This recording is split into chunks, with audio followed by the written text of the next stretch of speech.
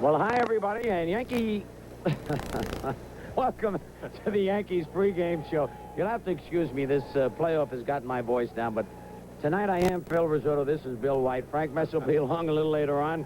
And, Bill, I think the big news tonight we have to talk about is the fact that Billy Martin has taken Reggie Jackson out of the starting lineup, inserted Paul Blair in right field, and Cliff Johnson as the designated hitter. Well, Paul Splittorff has done such a good job against the Yankees over his career, Phil, that I think that Billy Martin wants to get as many, first of all, he wants to get as many right-handed hitters in the lineup as possible. He also wants to tighten up his outfield defense as much as possible. And, of course, Cliff Johnson did such a good job in the second ball game against Andy Hassler that he wants Johnson's bat in there. Now, unfortunately, some egos are bruised, but this is the fifth game of this American League Championship Series, and the Yankees want to win it. And Billy Martin is putting out what he thinks is his best lineup to win this one ball game. Well, I tell you what, it surprised me a little, and yet it showed me what a man Reggie Jackson is. I was down there when the reporters were talking to him and asking him how he felt. And he said just what you did. He said, my pride is hurt, but I know this is the final game, and it took a lot of guts by Billy Martin to take me out of the lineup, meaning Reggie Jackson. So I think that's a great quote from Reggie. Well, in all, you know, Billy, of course, has read the stats. The Yankee left-handed batters have not done the job even against the Kansas City right-handers. They have not hit Kansas City pitching that well. I think Chambliss has just one base hit. Nettles might have 3. Jackson has 1 base hit. Somebody had to come out of that lineup, some left-handed hitter. Now, Nettles does a good job defensively at third base, a great job defensively. Chambliss at first base might have been a candidate, but I think Martin chose Reggie Jackson because he had Paul Blair, who is a veteran of some of these American League Championship Series, to play right field, and an excellent defensive outfielder. So I think all in all, Martin made a decision that he might have had to make in this situation.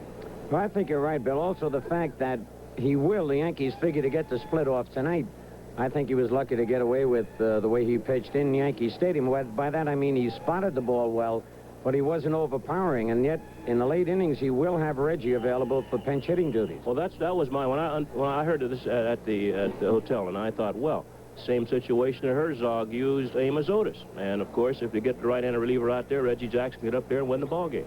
All right, and we'll be back right after this.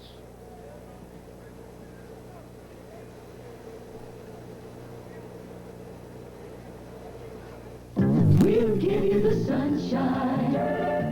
Love to see you smile. High above the city. See a country mile. Hey, you can see it.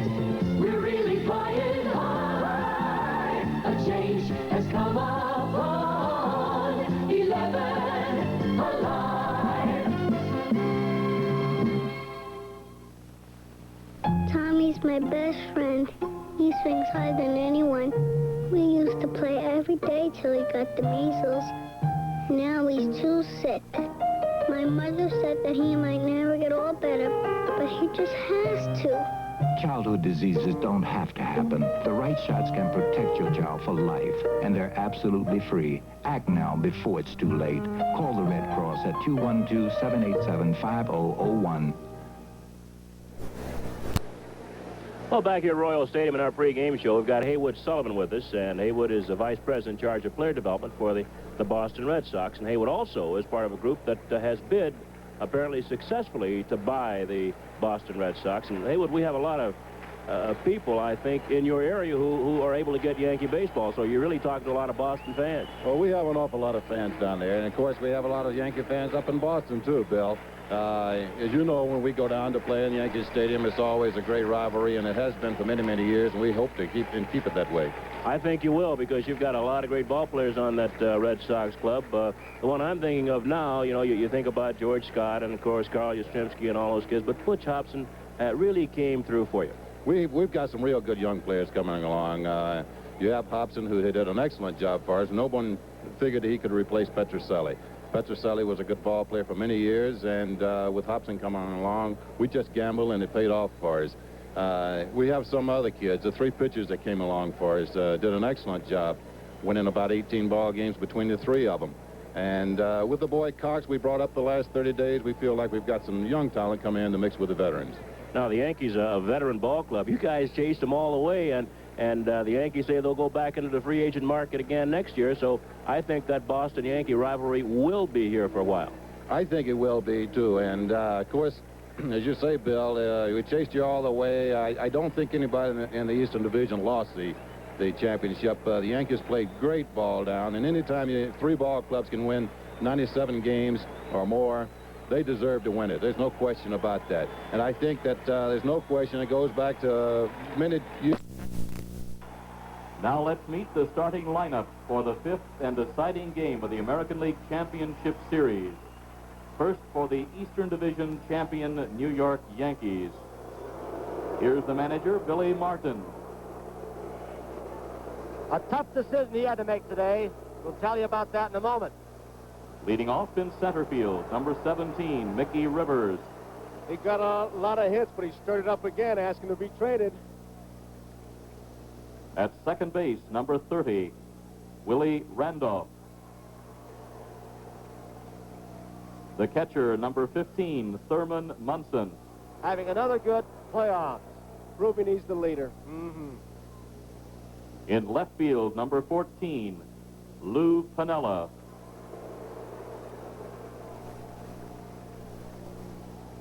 The designated hitter, number 41, Cliff Johnson. You ever seen a guy happier to be here than him? At third base, number 9, Greg Nettles. At first base, number 10, Chris Chambliss. He and Nettles have got to get the bats going. Sir. In right field, number 2, Paul Blair. There's your story. That's the surprise. The shortstop, number 20, Bucky Dent. And warming up in the bullpen, the Yankees' starting pitcher, number 49, Ron Guidry.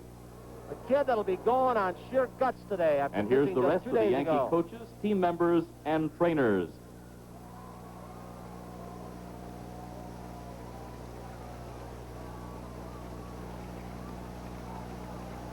Now let's meet the starting lineup for the Western Division champion Kansas City Royals.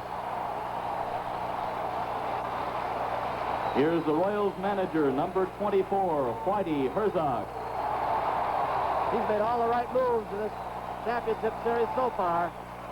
Leading off the shortstop, number 2, Fred Patek. And what a series he's having. He's leading both clubs in hits with 7 and RBIs with 5. In left field, number 11, Hal Max Ray. At third base, number 5, George Brett. In right field, number 18, Al Cowens. He's going to get his share of MVP votes in the American League this year.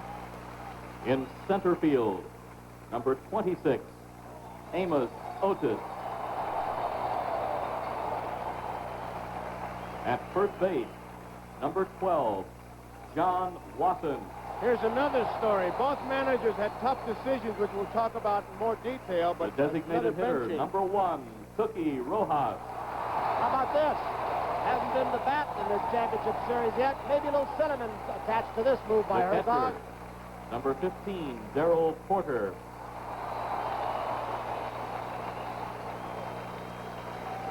At second base, number 20, Frank White. He's gotten a few key hits. He's not been just a defensive player in this championship series. And warming up in the bullpen, the Royals' starting pitcher, number 34, Paul Splitor.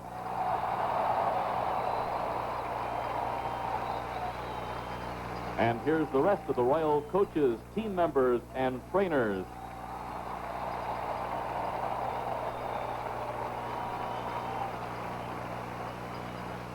Ladies and gentlemen, an invitation from the Royals to stand, salute the colors as presented by the U.S. Navy Color Guard, and enjoy the Wentworth Military Academy Band as it accompanies Kansas State University vocalist Michael Life as he sings our national anthem.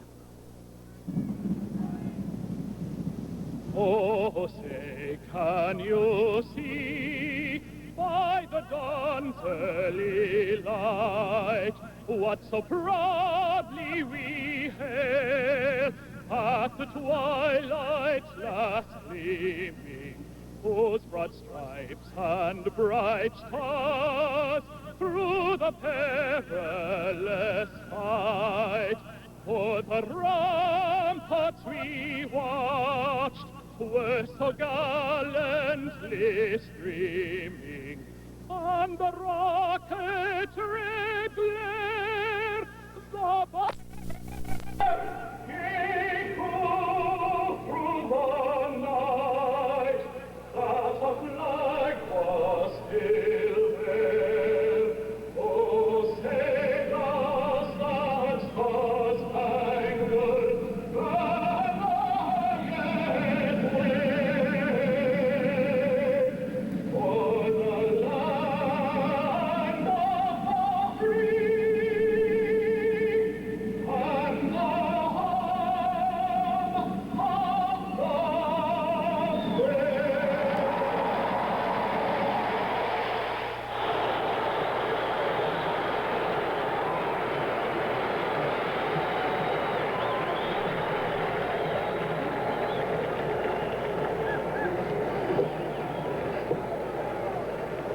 Welcome to the fifth and final game of the 1977 American League Baseball Championship. From Royal Stadium, the Yankees meet the Kansas City Royals. Participating advertisers are the Miller Brewing Company, brewers of light beer, everything you've always wanted in a beer and less. Burger King, where New Yorkers get the burgers they want the way they want them. America loves burgers, and we're America's Burger King. Toyota hopes you'll enjoy tonight's ball game. You asked for it, you got it. Toyota. Manufacturers Hanover. All banks aren't the same. At Manufacturers Hanover, it's banking the way you want it to be. Pepsi-Cola and your local Pepsi-Cola bottler. Have a Pepsi Day. And the New York Yankees. On the right field line, Marty Springstead. Ladies and gentlemen, the Kansas City Royals. Well, hello again, everybody, and welcome to Royal Stadium out here in Kansas City. I'm Bill White, along with Phil Rizzuto. We'll be joined a bit later by Frank Messer. Well, this is it, the fifth and final game of the 1977 American League Championship Series, and it's a replay of last year's championship series in which the Yankees and the Royals won 5 games, and that was climaxed by a home run by Chris Chambliss. Tonight, the Yankees will use Ron Guidry, who's working with 2 days rest, and he'll be going against Paul Splittorff, and Splittorff of the Royals is working with 3 days rest. Splittorff won the opener against the Yankees at Yankee Stadium, and Guidry came back and won the second game at Yankee Stadium. See another big crowd here, Scooter, as the Yankees and the Royals prepare to do battle. You know, sometimes you walk around a batting cage and you can sort of feel the mood of the two teams. The Yankees were loose, and it seemed that the Royals might have been a little tight, although this will have, of course, no bearing on how the game is played. As Lou Piniella put it so well. And right now, Mr. Kaufman, the father of the owner of the Kansas City Royals, and his mother are throwing out the first ball behind the Royals dugout. Anyway, Lou Piniella said that the Yankees have beaten the Royals. That was last year. This was his way of putting it. And he said the Royals have not beaten the Yankees yet in a championship series, so he thinks that the Yankees have the edge. Well, you can tell who the crowd's for here. They give the Royals a standing ovation as they take the field. Let's give you the lineup quickly. The Yankees will have Mickey Rivers leading off and playing center. Willie Randolph at second base, batting second. We just showed you a quick shot of Reggie Jackson. Durham Munson will bat third to catch. Lou Piniella will be out in left field. He'll bat in the cleanup spot for the Yankees. Cliff Johnson, the designated hitter. Greg Nettles at third. Batting seventh and playing first base, Chris Chambliss. Batting eighth and playing right field, Paul Blair. Bucky Dent is a shortstop, and Ron Guidry, the pitcher for the Yankees. Defensively, there's John Wathan, who is replacing John Mayberry at first base. Big move by Herzog. At second base is Frank White. The shortstop is Freddie Patek, and over at third, George Brett. In left field, Hal McRae. Center fielder is Amos Otis. The right fielder, Al Cowens. Behind the plate for the Royals, Darrell Porter. And on the mound, left-hander Paul Splittorff. And we just gave you the Yankee lineup, and we see it again. They're along with their batting averages. That's a seasonal batting average, not the average for the championship series. As Yankees as a team batted .281 on the year. Flittorf is making his second start of the 1977 American League Championship Series. And he's making his fourth career American League Championship Series appearance. Flittorf beat the Yankees 7-2 in the opener. First base, Bobby Cox. Leading off for the Yankees. Flittorf against the Yankees this year has won 2, and he has lost none. Career-wise against the Yankees, he's won 11 and lost 5. And Mickey Rivers will lead off. Rivers 7 for 18 in the series so far with a run batted in. And he bounces one foul outside third. It'll be Rivers, Randolph, and Munson against Flittorf.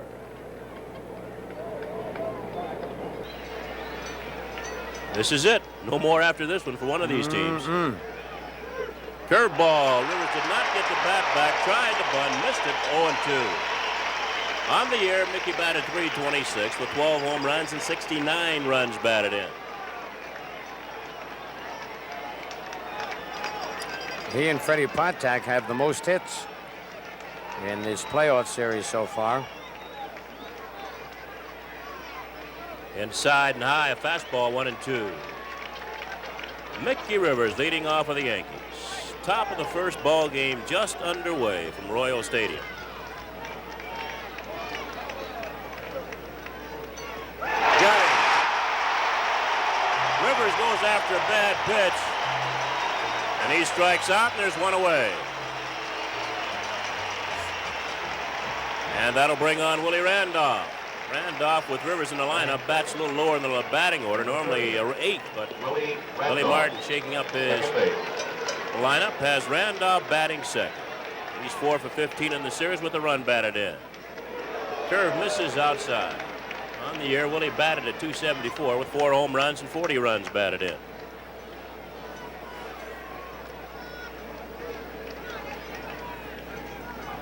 That got the inside corner, 1-1.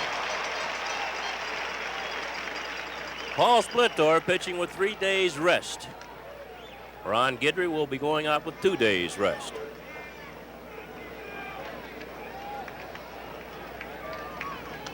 Sliced foul and out of play. A ball and 2 strikes on Willie Randolph. Of course, both managers, Phil, probably told their starting pitchers, you go out there and throw as hard as you can for as long as you can, and I'll go get you. That's right. The Yankees always have Sparky Lyle, and the Royals have a lot of guys in the bullpen. Low, 2-2 on Randolph. Sparky said, despite the fact that he pitched quite a few innings yesterday, that he's better with the least amount of rest, that he can come back today.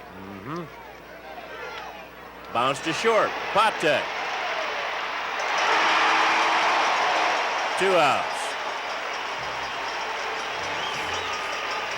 You know, if this crowd will go through this for 9 innings, there are going to be some hoarse people tomorrow. They're going to sound like me. Here's Thurman Munson, the Yankee catcher and captain. He's 5 for 16 in the series with a home run and 4 runs batted in.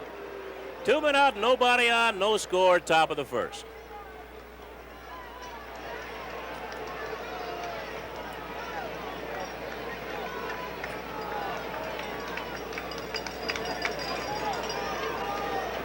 Munson, as usual, making the pitcher wait.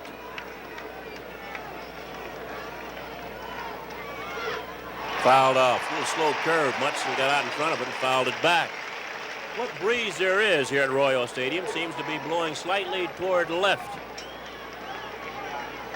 Yesterday, it whipped out toward right. 1 strike on Munson. Thurman batted .308 for the Yankees on the season. On the ground, Patek deep. He's got a long throw. Makes it in time. Put out 6-3, and the side is retired. 3 up and 3 down at the end of 1/2 inning of play. The Yankees nothing. The Royals coming up.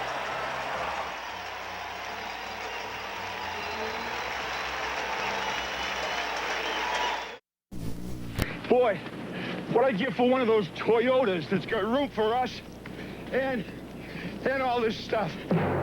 You asked for it. The Toyota Corolla Liftback. Go ahead, load her up. It's built with plenty of room for people and things. Then take it just about anywhere because Toyotas can take it. They're built tough and they're built dependable. In fact, if you can find a better built small car than Toyota, buy it.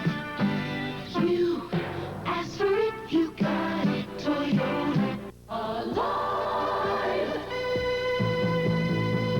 See Dinah for great entertainment weeknights at 8 on 11 Alive. 11. Great entertainment. Monday, join Dinah and her guests, Vincent Price, Ted Knight, Andrea McCardle, and others. Great entertainment on Dinah Monday night at 8. Right here on 11 Alive.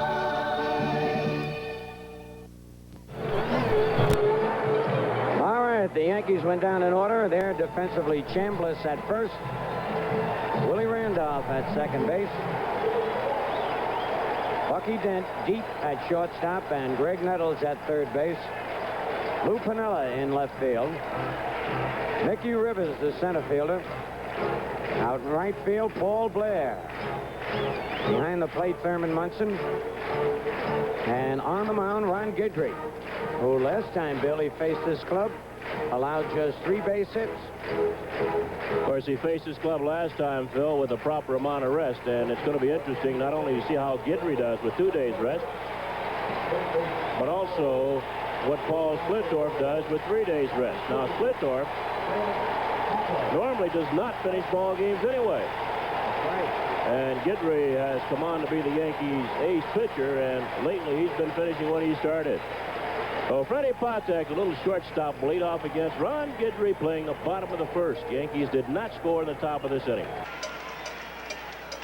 On the ground, shortstop. Bucky Dent is there. And there's one away. Patek, first ball hitting, bounces out 6-3. By the way, that little fellow's having a good series. He's 7 for 13. He's driven in 5 runs. Number 11. Here's Hal McRae, the left fielder. McRae 5 for 14 in the series with a home run, 2 runs batted in. He got that in the opener at Yankee Stadium.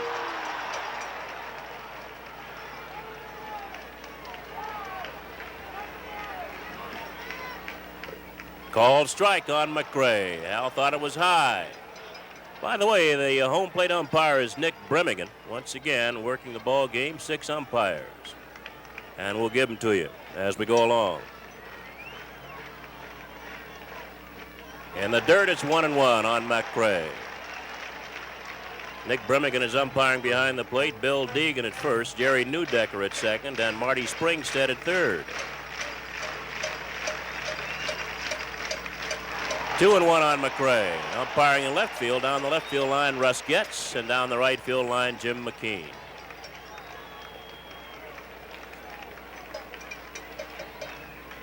Fouled back. Guidry reaching back with a good fastball. It's 2-2.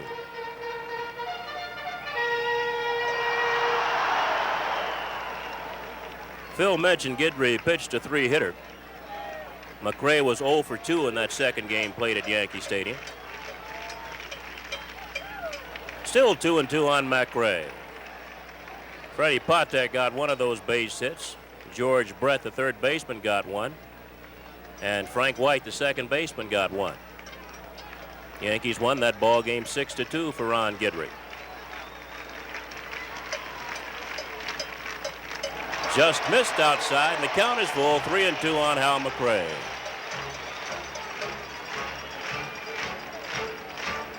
Denny Leonard to beat the Yankees in the third game, 6-2. That's out of play. And of course, the Yankees won yesterday, 6-4 over Kansas City. Sparky Lyle picking up the win, pitching 5 1/3 innings of great relief baseball, giving up just 2 hits.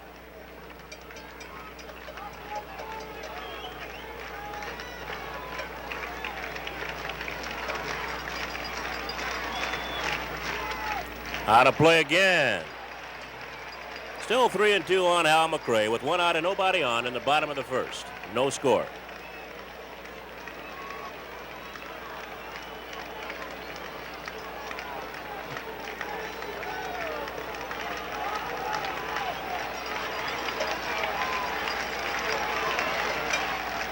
Out of play again. McRae swinging late on the fastball away, fouling him off on the right side.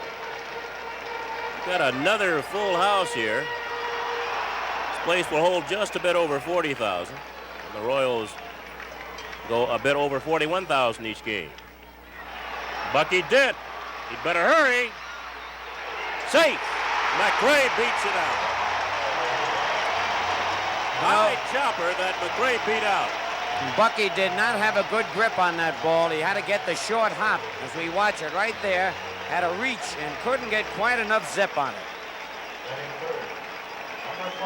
So McRae is on at first, an infield hit. There's one away, and that'll bring on George Brett, the third baseman.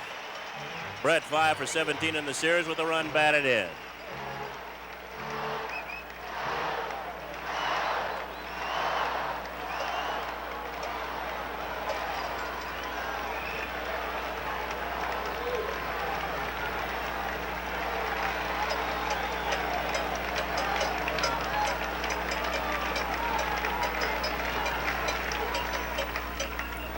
Good breaking ball. Brett got a piece of it and fouled it off.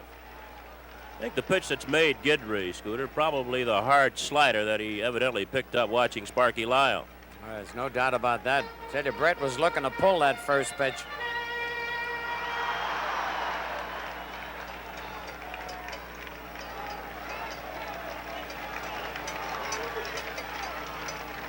Low, it's a ball and a strike. 1 out, 1 on. We look at Al McRae at first base. He beat out an infield hit.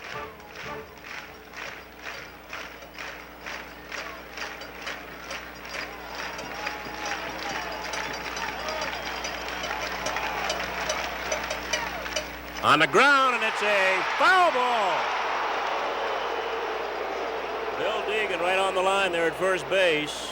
Watched that ball all the way and waved it foul. So it's a ball and 2 strikes on Brett. You know, Brett hit a triple like that the other day. There is the first base umpire, Bill Deegan, but that's a tough play for a first baseman. Bill, you should know that better than anybody. You're holding a runner on, and then you got to take that quick step to the right, and then they hit it to your left. Tough to get back. It is tough to get back. I think here, as we look at Paul Blair out in right field replacing Reggie Jackson. Here, if you realize that he's going to pull the ball and try to pull it, maybe you should bounce off so far. Yeah.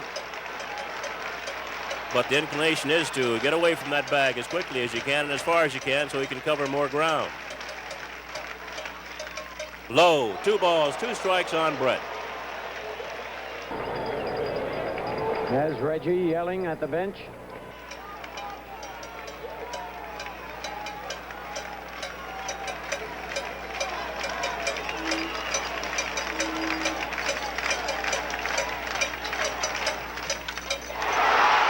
Ball's going to be over the head of Rivers, maybe. No, it's going to be over Rivers' head.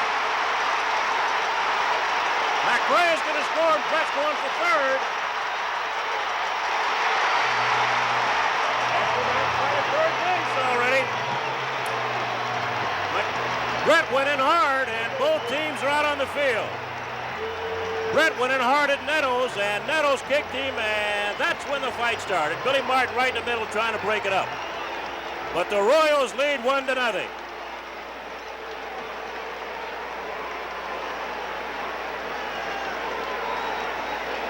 A triple into right center field by George Brett.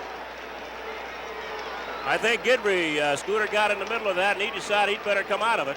Yeah, that's for sure. And they got Patek out of there, too, as you can see. Billy Martin with Patek.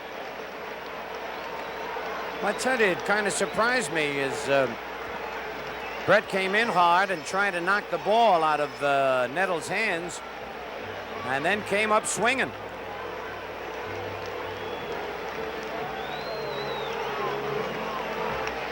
Well, when it's all over, if nobody gets thrown out, Brett will be at third base and there'll be 1 out, and the Royals will have a 1-0 lead.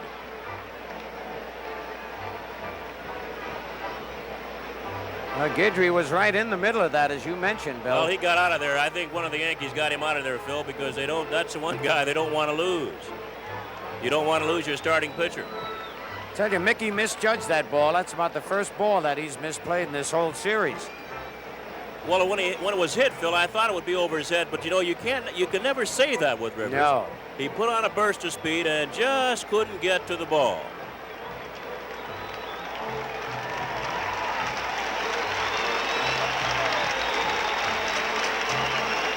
Well, Herzog now talking to Brett.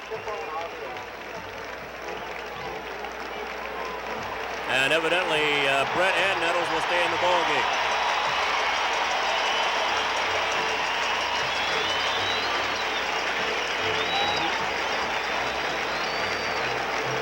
There's Nettles, buttoning his shirt up. Now we're going to get another look at that play. Let's watch it closely. Now Blair comes over. Good backing up. Now here's where it is at third.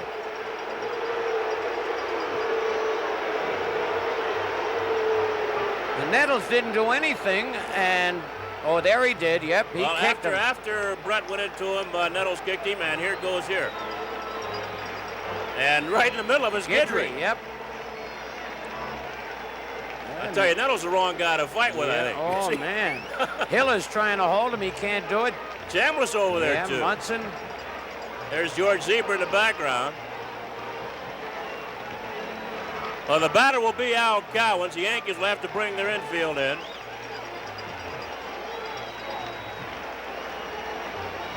Neither Brett nor Nettles thrown out of the ball game. And I think Nick Brimmigan's going out now and telling Guidry to throw as many as he wants to get loose.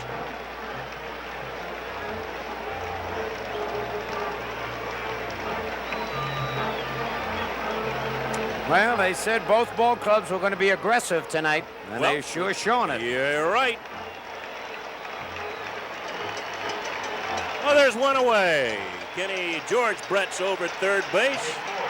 As Al Cowens, the right fielder, is the batter. Cowens is 3 for 15 in the series with the home run and the 3 runs batted in. We mentioned earlier the Yankees have to bring their infield in here. Guidry wants a new ball.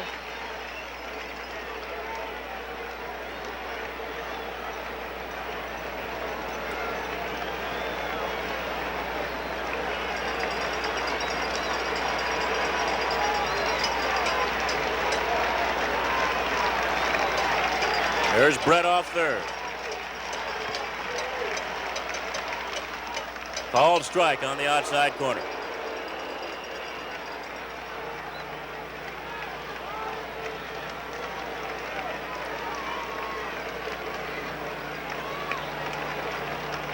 Cowens has struck out 3 times so far in the series.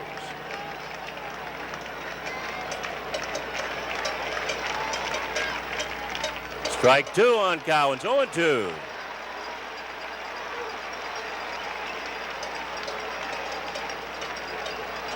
There's Nettles and Brett over at third base. Not too much distance separates them. I think they've decided to play baseball instead of play Muhammad Ali and Ken Norton or Ernie Shavers.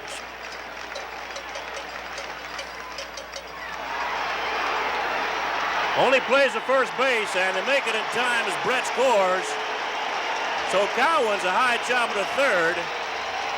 He's out at first base, but Brett scores on the play, and the Royals now lead 2-0, and Cowens picks up his 4th run batted in. Well, there's the play right there, and Cowens did that in one other game, and just no chance for Nettles to get that runner at the plate. Actually, Guidry could have been out of this inning without any runs being scored. Look at it again, that high hopper.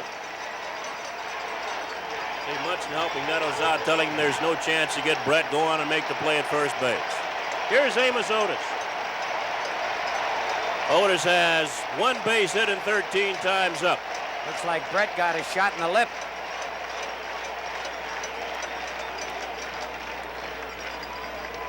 Amos has 2 runs batted in.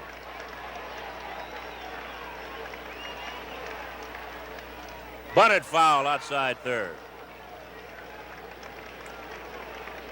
Royals leading 2-0, playing the bottom half of the first inning here at Royal Stadium.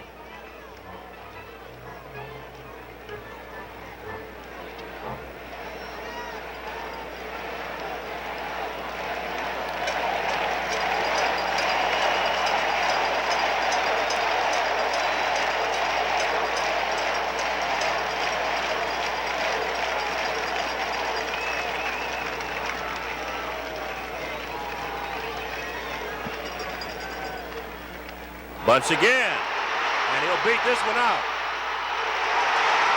So Amos Otis bunting with 2 strikes. Actually 1 strike, but 2 outs. And if you do that with 2 outs, Phil, you got to be thinking about stealing a base. That's for sure, because he's got the power to hit one out of here. There it is, beautiful bunt. Yankees never figuring he'd try it twice in a row. Well, with 2 outs, you don't figure a guy with the power of Otis will even try to bunt, period. Right. So if he does bunt, you got to figure he wants to steal second base. Here's John Watham, the first baseman, playing in place of John Mayberry.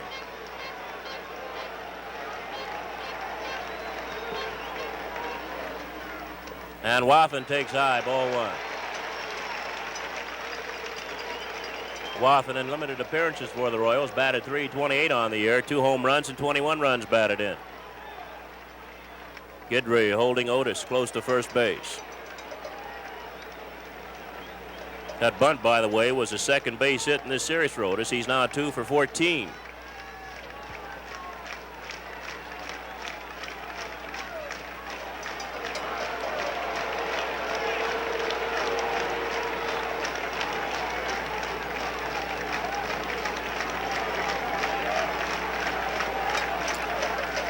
And Guidry back to first base again.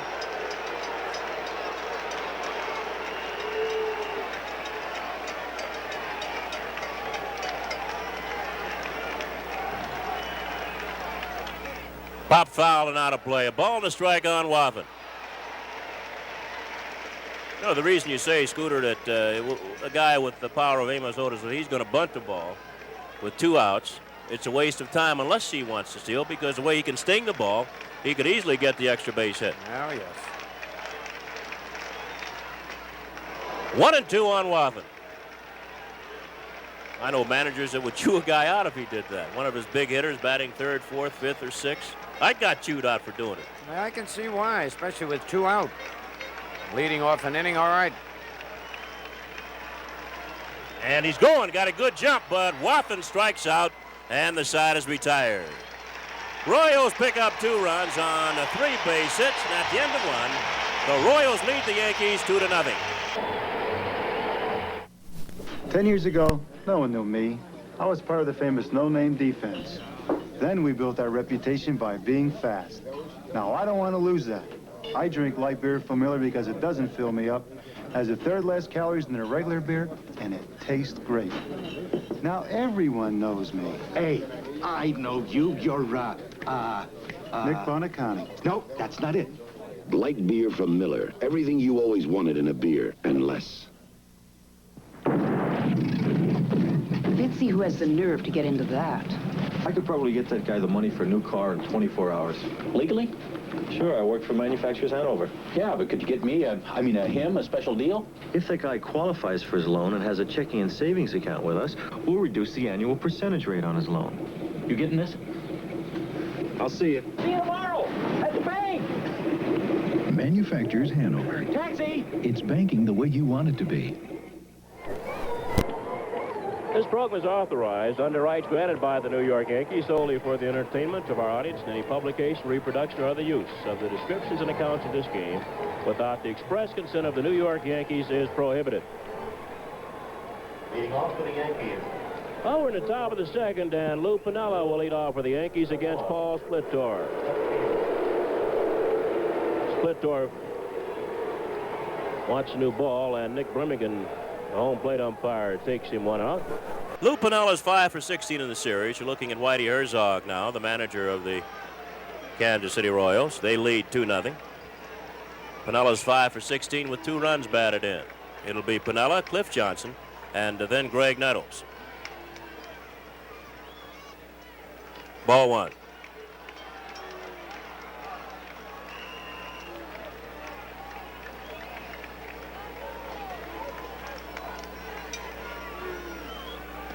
A 1-1.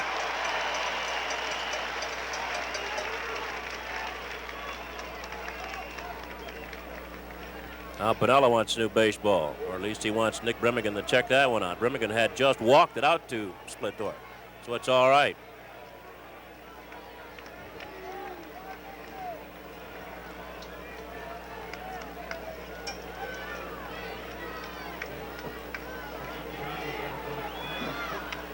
Base hit for Piniella.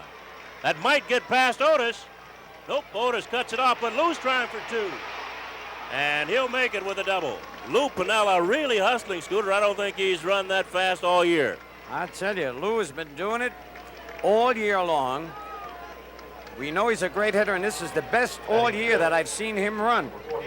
He's gotten triples, he's stolen bases, taken an extra base. That's his 6th base hit in the series and 17 times at bat. So Piniella now down at second base, nobody out, and the batter is Big Cliff Johnson. Johnson, a designated hitter tonight. He's 5 for 13 with a home run, 2 runs batted in.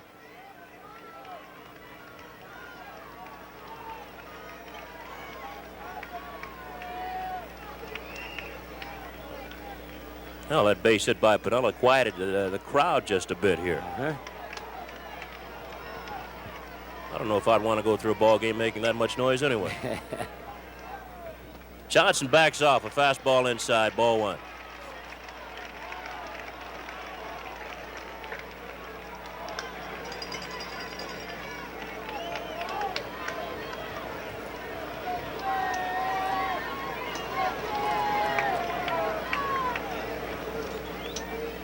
Called strike, got the inside corner. Johnson doesn't believe it, but it's 1-1.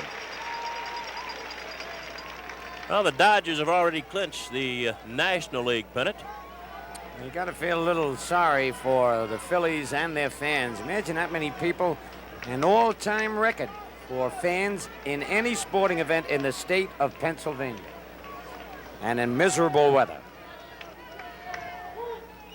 1-2 on Johnson. Cliff swinging over a curveball.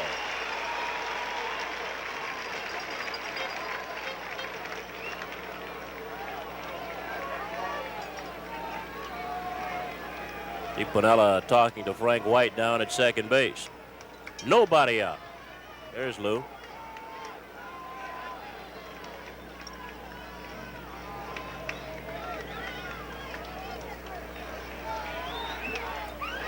Skied into shallow right center. Piniella will have to hold at second base as Al Cowan sets up under the ball. 1 away. And the batter now for the Yankees will be Greg Nettles. The Yankee skipper, Billy Martin, and here, see the way Nettles is greeted here tonight. Nettles so far in the series, 3 for 16. And he's driven in a run. Royals leading 2-0 in the top of the second.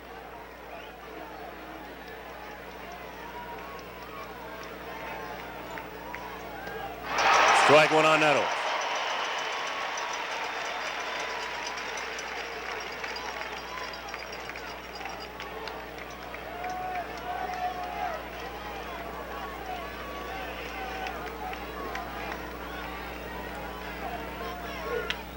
On the ground to White at second base.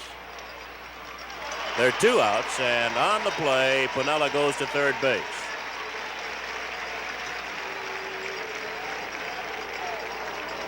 The batter now for the Yankees will be their first baseman, Chris Chambliss.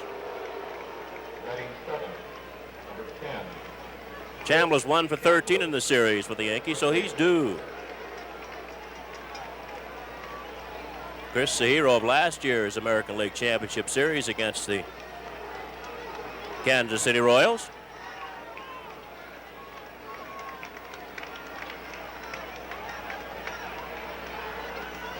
Outside, ball 1.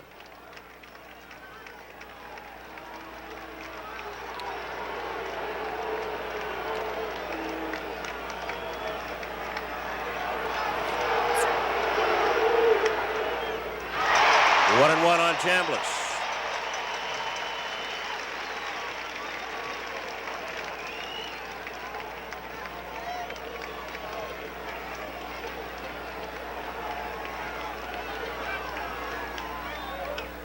That sliced foul into the left field seats. A ball and 2 strikes on Chambliss.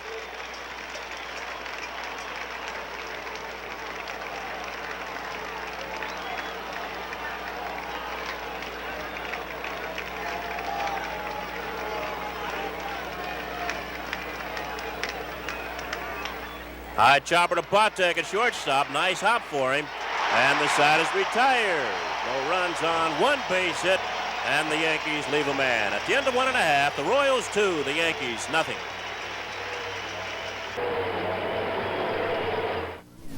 I asked for it, I got it, Toyota. I needed a car to get me from California to Boston, where I go to school. A car that I could afford. Naturally, I got a Toyota. A Corolla two-door custom sedan. A great economy car with fantastic gas mileage.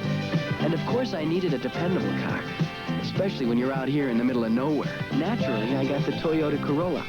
But at the same time, I needed enough power to get me over some of nature's biggest obstacles. So, naturally, I got the Toyota Corolla. And you're always running into a lot of man-made obstacles, so I needed a durable car. That's right, naturally, the Toyota Corolla. So if you're going cross-country or just cross-town, it's only natural to look at a Toyota. Hey, if you can find a better-built small car than a Toyota, buy it.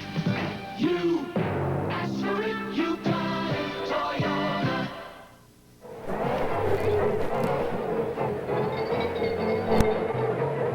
Well, the runs scored in this series are just about even, Scooter. Game's all tied up 2-2.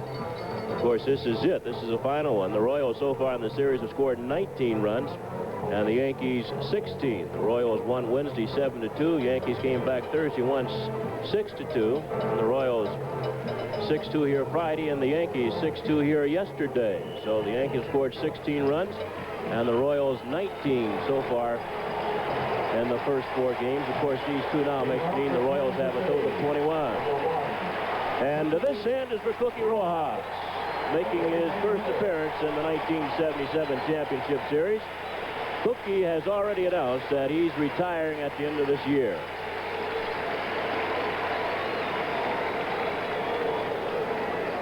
Two nothing Royals, bottom of the second. Too high to Rojas, ball 1. It'll be Rojas. Darrell Porter, the catcher, and Frank White, the second baseman, against Ron Guidry. 1-1.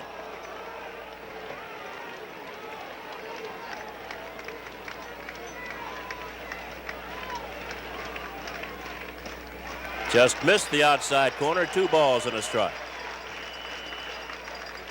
Munson didn't think it had missed. Look at Billy, he didn't either.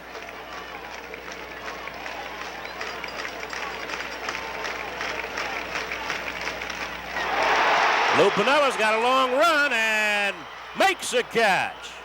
Lou Piniella, I tell you, I haven't seen Lou really play this hard, Phil. He is really out there hustling. Oh, I tell you, he wants to win so badly. I tell you, if all the Yankees, we watch it again, put out 100% like Lou. This was a tough chance, sinking too. And just gets the glove on the turf and catches it. Oh, there's one away. An excellent play by Yankee left fielder Lou Piniella. And that'll bring on Darrell Porter, the catcher. Porter 4 for 14 in the series with 2 runs bad. Check that, 4 for 11 in the series. He has not driven in a run. And the curveball is low.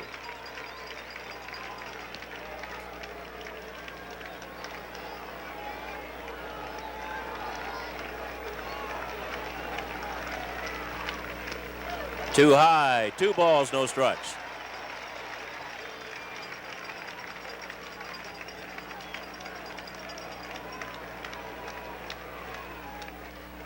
Two and 1. Royals got a 1-out single. Infield hit by Hal McRae. George Brett drove him in with a triple into right center field. And Brett scored on a high chopper to third base by Al Cowens. And the Royals have a 2-0 lead. The bottom half of the second inning with 1 out and nobody on. 3 and 1. Get the feeling Guidry thinks he's being squeezed a little bit. I think so. Thinks that plate's a little smaller than it should be. Randolph and throwing. Blair backing up, and we'll see what the official score says. Ball was hit hard again, that artificial turf. Willie would have played that ball on natural turf. They give him a hit, Bill. Base hit for Porter. Fourth base hit for the Royals. Porter on at first base, one away. And the batter is Frank White, the second baseman. White's been up 14 times, has 4 base hits, and 2 runs batted in the series.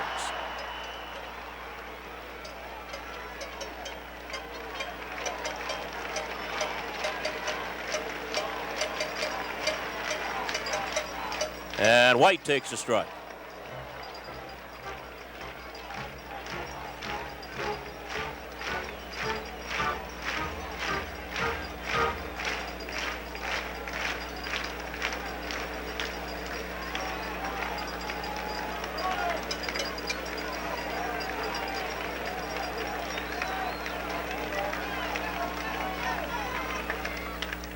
Into left field, Pinella going back, backpedaling, makes a catch. And there are 2 outs. And that Lou looks great out there this whole series. Well, you know, the rap on Pinella, well, he was not a good fielder, but he's shown us something with the leather so far.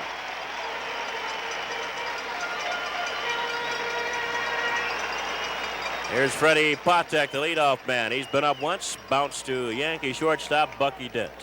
2 outs.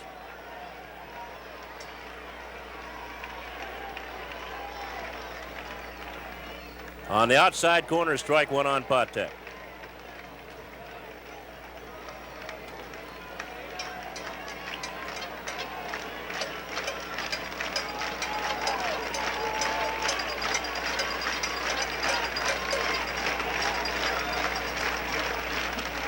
Strike 2 on Patek.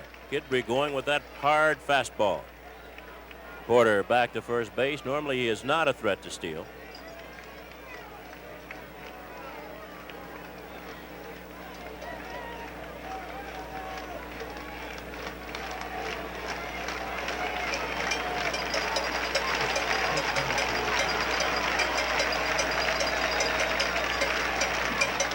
Popped up behind the plate. Mutson coming back. Throws a mask away, and the side is retired. Patek fouls to Munson for the 3rd out. No runs, 1 base hit, 1 man left. We played 2, and the Royals lead the Yankees 2-0.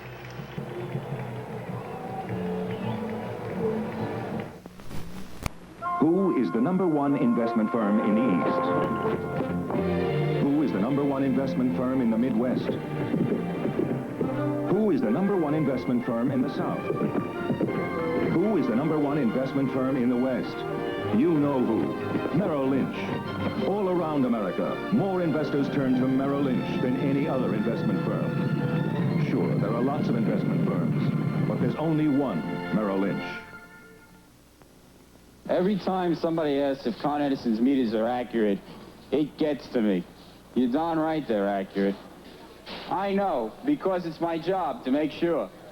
First off, they're manufactured to the strictest standards. Then we test them before they're installed. That's what I'm doing now. And we make spot tests to make sure they stay accurate. So accurate you could set your watch by them. Right for our pamphlets. At Con Edison, we're working harder to serve you better.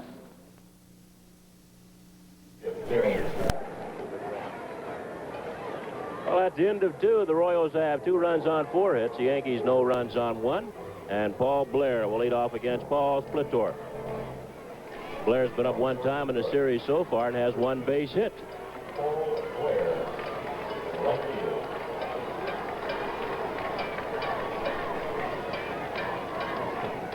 Got it yesterday, a single to center field.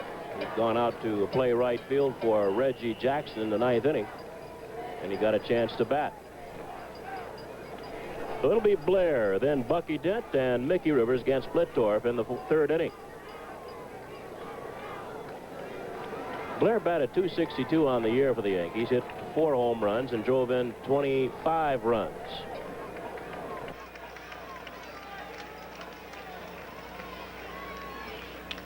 Foul into the seats, left side.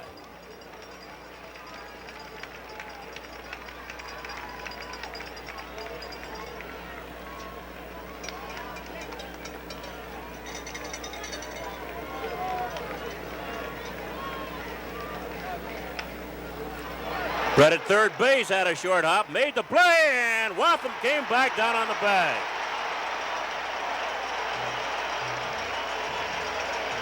Well, Brett's throw was high. Watham, normally catcher. Look at that. Came right back down on the bag. Well, he looked for it, too, Bill. That was good reflexes there. Oh, there's one away. That'll bring on Bucky Dent, the Yankee shortstop. 2 for 11 in the series with 2 runs batted in.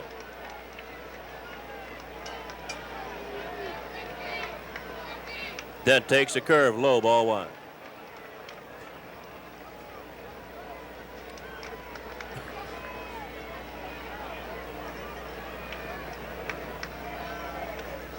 One and one.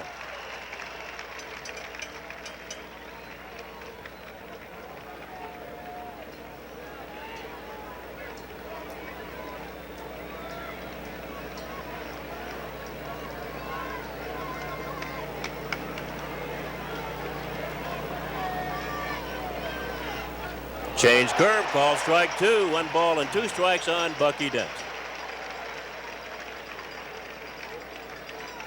Bucky picked up by the Yankees just before the season started.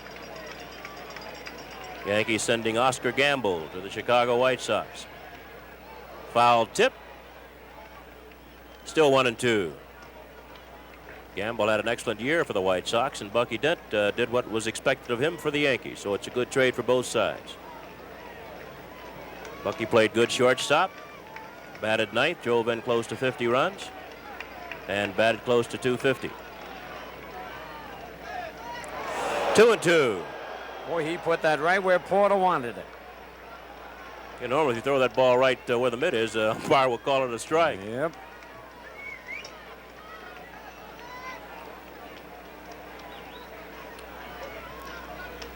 Into right field, and Cowens is there.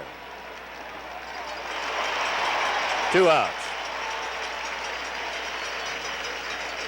That'll bring on Mickey Rivers as we watch Dent go back to the Yankee dugout.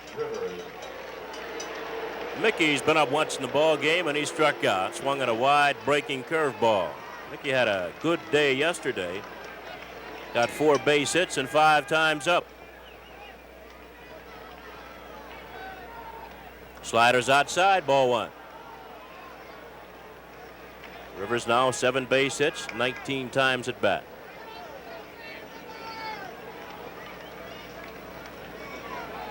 Right up the middle, through, base hit. Boy, he waited on that beautifully. And that's his 8th base hit of the series. It's got to be the most of anybody in the series. 1 more than Freddie Patek. Rivers on at first, 2 outs, and the batter's Willie Randolph. Randolph 4 for 16 with a run batted in.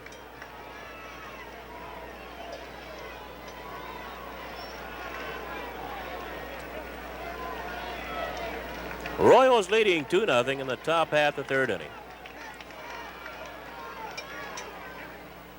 Curve is low, ball 1.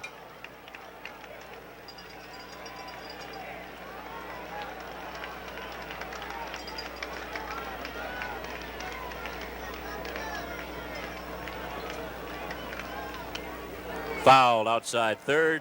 Dick Hauser, the third base coach, plays it. And he'll give it back to Splittorff. And Rivers will go back to first base. Well, they're talking about all the bases that might be stolen in the series. Well, the Royals have stolen 3, and they've been caught twice. And the Yankees have attempted just 1 stolen base, that by Reggie Jackson, and he was successful. There goes Rivers. And he picked a good pitch, a changeup, and he'll be in there safe. And almost came off the bag, but he stayed there. So that's the Yankees' 2nd stolen base of the series. They have not been caught yet. Here it is again. As Bill said, he got a great jump, and it was a change of pace. I thought he was going to slide by the bag. He goes in so hard. He hits the bag and then comes up. Another look at it. He's really flying. Well, he couldn't have gotten a better pitch to steal on. Nope. Splittorff and Porter at that time. Porter called for the change, evidently, and the change was high, and it took a long time getting there. Well, it's 2 balls and a strike on Willie Randolph. The Yankees have a runner in scoring position with 2 outs in the 3rd inning. And the Royals lead 2-0.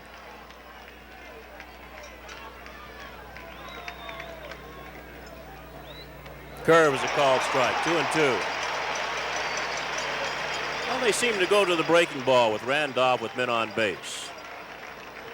Left-handers breaking that breaking ball down, and then right-handers down and away.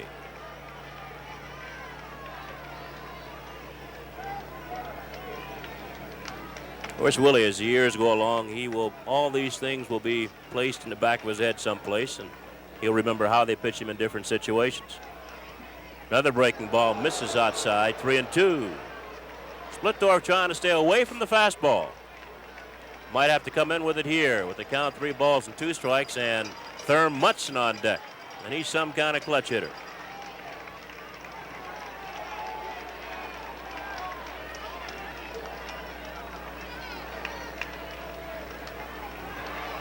Too high, ball 4, and Randolph walked, bringing on Munson. The catcher, Thurman Munson. Well, the Yankees have excellent speed on the bases. And remember, a ball hitting the gap here really gets past the outfielders. They've got Randolph at first base and Rivers down at second. 2 outs for Thurman Munson, who's been up once and bounced to short.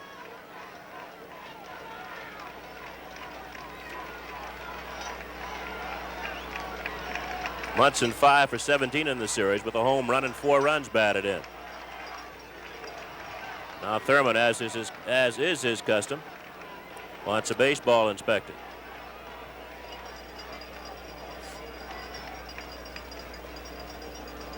Boy, this is the kind of situation that Munson really thrives on.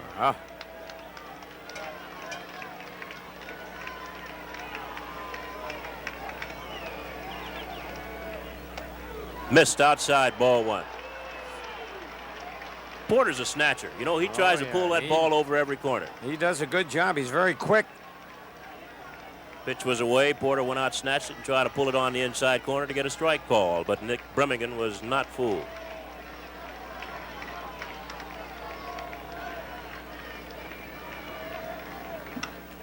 Right field. That's a base hit. Rivers had better hurry. Cowens with a strong throw. It's high, though, and off the line. And the Yankees get on the board. It's now Royals 2 and the Yankees 1. Yeah, just as Bill White mentioned, Thurman Munson, I tell you, you'd rather see him up there in a clutch situation than just about anybody else on the Yankees. I would rather see him up there like that, Phil, than anybody in baseball, to be honest with you. Okay, all right. He's some kind of clutch hitter. That's the way Yogi used to be.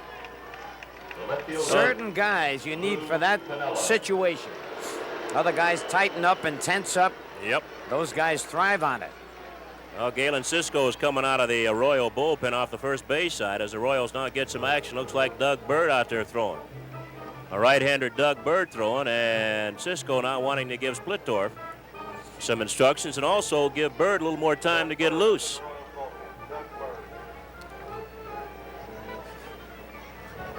There's Doug Bird again. We talked about him being out there throwing. There's Doug Bird. Cisco leaves. Bird, by the way, pitched the 9th inning yesterday. Pitched in the 9th inning yesterday for the Kansas City Royals. He faced 3 men, gave up a sacrifice fly, a single, and he got Piniella to foul out. Here's Lou Piniella, doubled his first time up.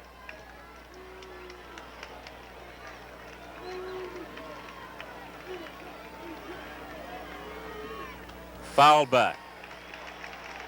No, the reason I say that about Munson, Scooter, he uses a whole field. If you pitch him inside, he can pull the ball. If you pitch him away, he'll go the other way. Right. It's hard to throw him the curveball because he waits so long. And he doesn't strike out that often. Pretty good combination. All it adds up to a good hitter. Either target inside for Piniella, and Splittorff missed. It's 1-1. Yankees trying to put some pressure on the Kansas City Royals, who lead it 2-1 in the 3rd inning.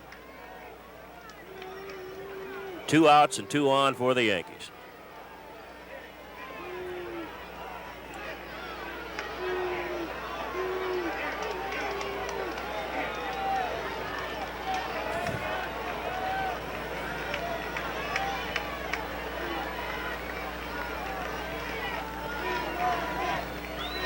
Sliced foul and out of play. A ball and 2 strikes on Lou Piniella. Randolph going back to second base. On at first base is Thurman Munson.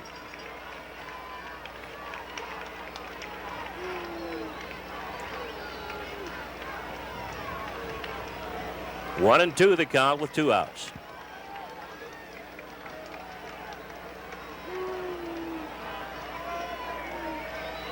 Too high, 2 balls, 2 strikes. One thing the Yankees are doing here, Phil, that might pay off later on, they're making Splittor, first of all, throw a lot of pitches, and they're making him bear down as we look at Whitey Herzog. As we mentioned earlier, he normally does not finish games. Oh, this wears him down a little bit more. Curve, chopped to Brett at third. He'll go to first base. And makes a play, and the side is retired. Pinella bouncing out 5-3. Yankees pick up a run. On 2 base hits, they leave 2. And at the end of 2.5, Royals 2, Yankees 1. Now, let me tell you something. I've eaten the dust of many a rodeo, and I built up some kind of a thirst. That's why I drink light beer from Miller. It has 1/3 less calories than the regular beer, and it tastes real good. Light says giddy up to all that flavor, and woe to being filled up. And that ain't no book. What? Light beer from Miller. Everything you always wanted in a beer, and less. 200 million people, no two are quite the same. Each doing things their own way, each plays a different game. And folks who love things their way, well, they come to Burger King. We broil 600 million burgers a year, fresh and hot, one at a time. America loves burgers, and we're America's Burger King.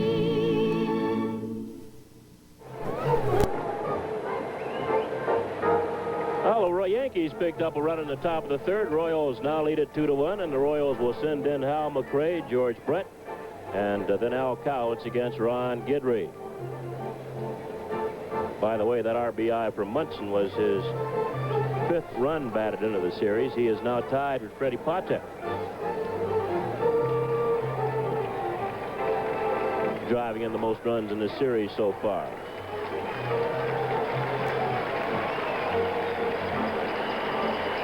Hal McRae, who started the Royals off on their 2-run first inning with an infield hit, will lead off against Ron Guidry. McRae hit a high chopper to Bucky Dent and beat the throw to first base. It was his 6th base hit in the series. He's been up 15 times.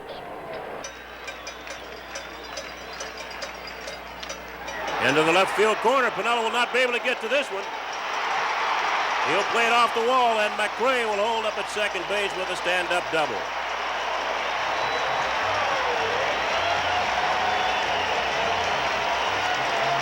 So McRae doubling, leading off the bottom of the third, Scooter.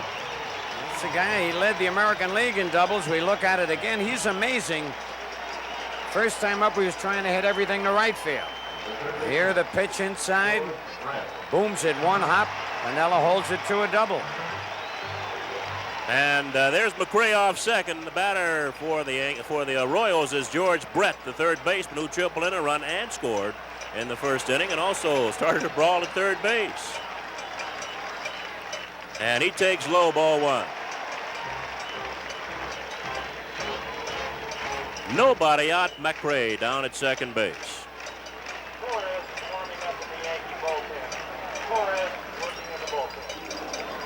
1-1. Little action in the Yankee bullpen now. Guidry seems to be throwing the ball hard, although sometimes, Scooter, it's deceptive. The ball isn't moving. No. There's Mike Torres warming up for the Yankees.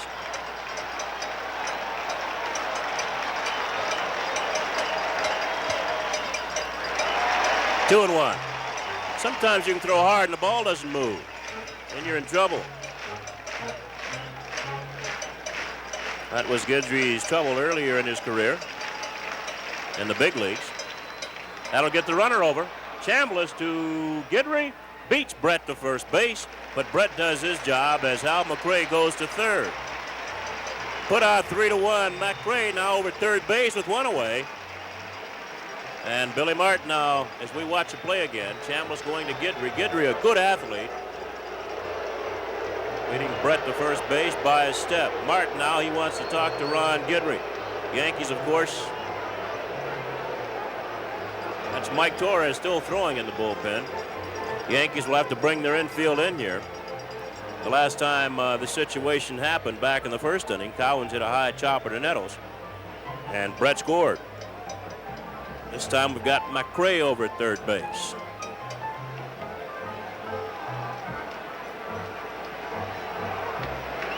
There's no way they're going to put Cowens on because Otis up next, a tough man to double up.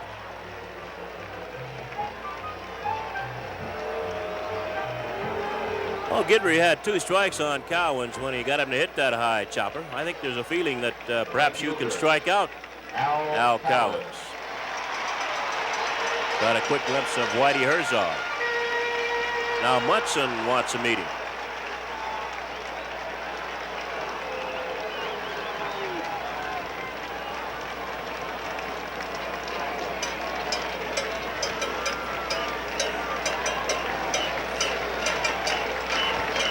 Cowens 3 for 16 in the series with 1 home run and 4 runs batted in now.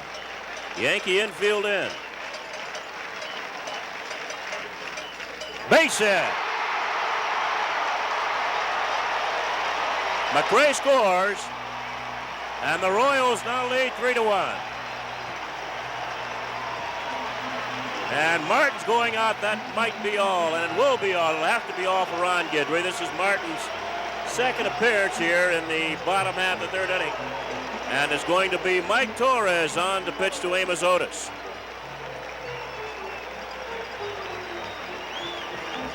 And with Torres coming on, we'll be back with more right after this.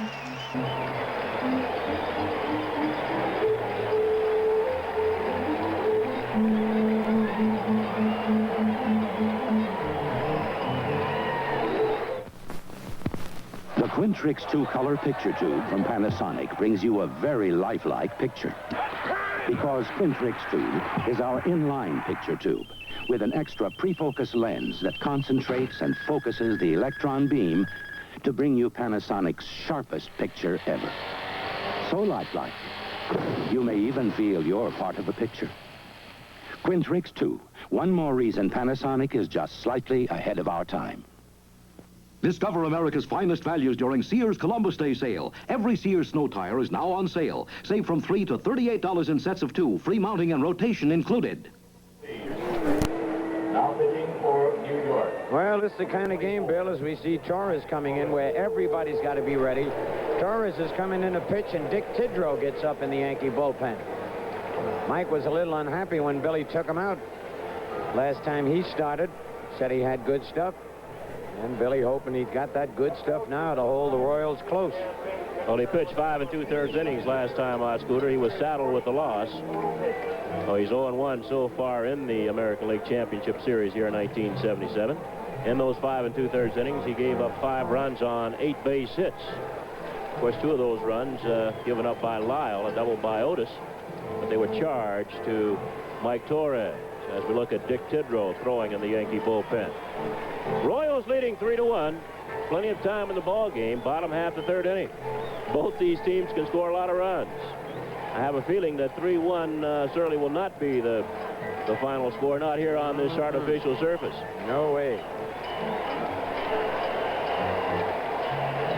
Guidry, by the way, went 2 1/3 innings, gave up 3 runs on 6 base hits. He struck out 1 and had good control, did not walk a batter.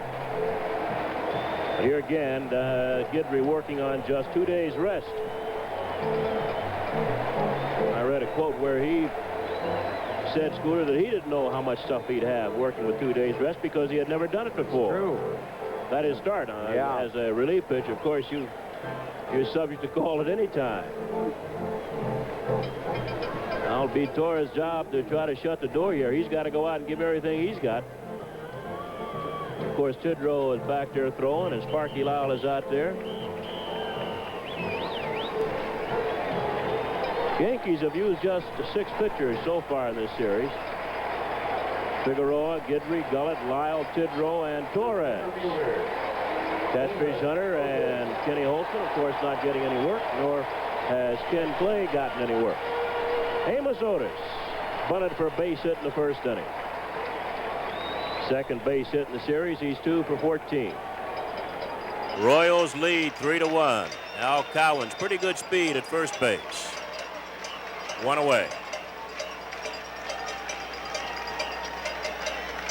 Cowens has tried to steal a base in the series. He was cut down by Munson.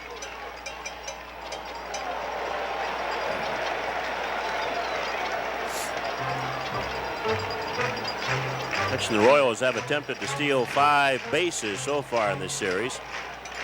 They've been successful 3 times. Munson has thrown 2 runners out. Yankees are 2 for 2 in stealing bases. Swing and a miss by Otis. Now, Otis does not really like to bat that much against Mike Torres, and that's one of the reasons that Whitey Herzog did not start him in the ball game that Torres started here, the opener. A guy like Mike Torres, Jim Bibby, Bert Blyleven, Nolan Ryan. Nolan Ryan. They supposedly give Amos Otis a lot of trouble. Called strike 2 on Otis.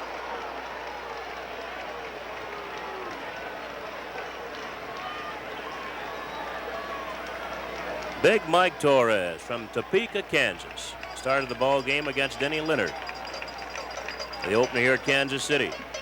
And Otis backs off a fastball inside, 1-2.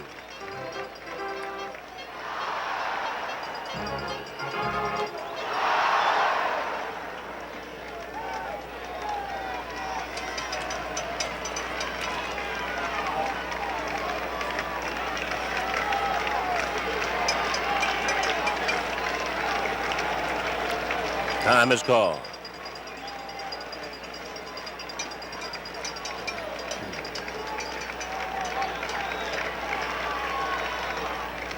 Fouled back, still a ball and 2 strikes on Otis.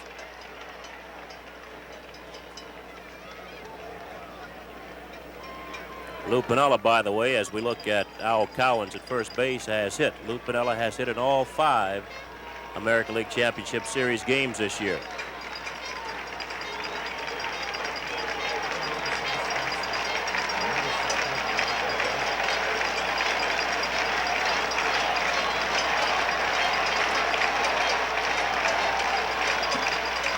Out of plate on the right side. Still a ball and 2 strikes on Amos Otis. Now Munson wants to go out and talk to Mike Torres.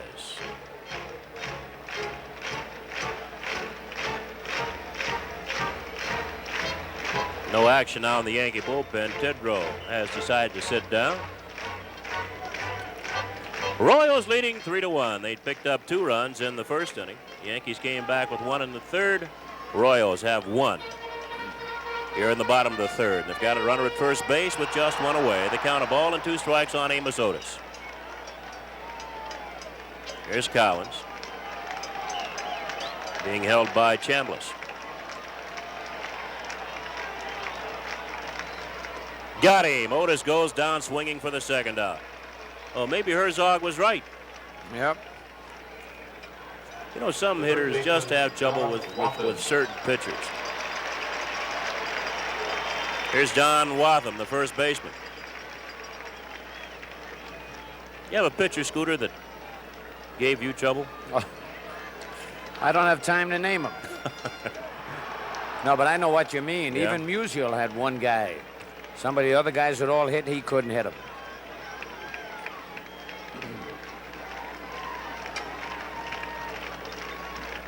Watham takes outside, ball 1.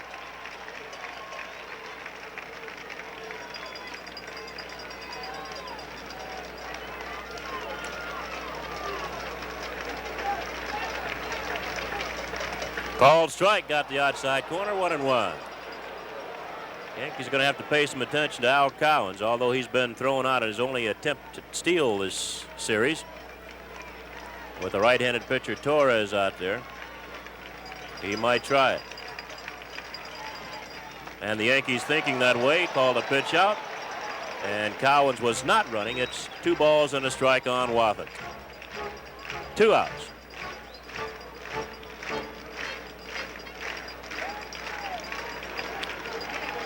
And he's going this time, and it's fouled back. 2-2. Cowens has to go back to first base.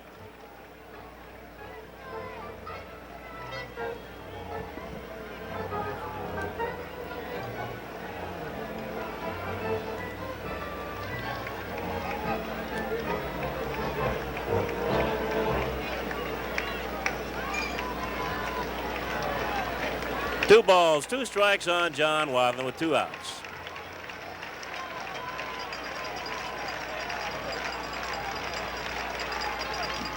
Got him with a breaking ball, and the side is retired. Phil Rizzuto will take you over the next 3 innings. At the end of 3, the score: the Royals 3, the Yankees 1.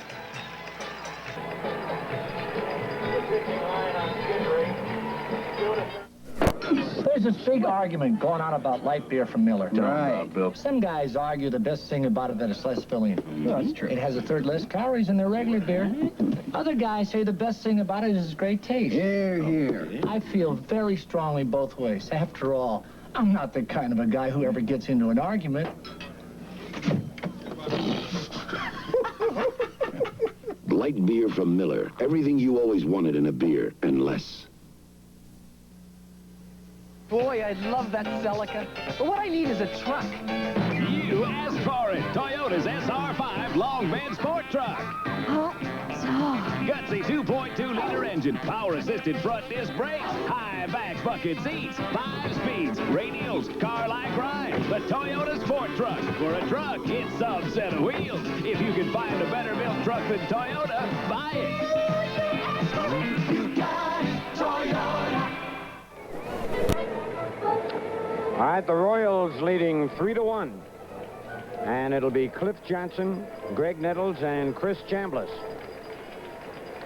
We're in the top of the 4th inning. Ron Guidry got a couple of tough breaks in that first inning. Could have been out of the inning without a run being scored. Cliff Johnson flying to right field, his first time up.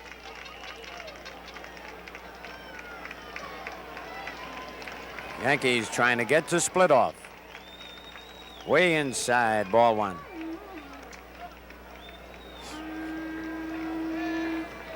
Big Cliff, he and Hal McRae almost went at it last night during batting practice. And that would have been a mismatch. Fouled off the mask. 1-1.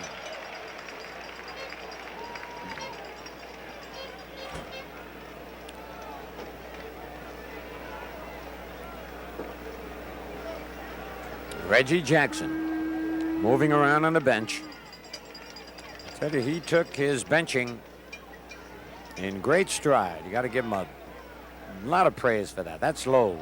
2-1.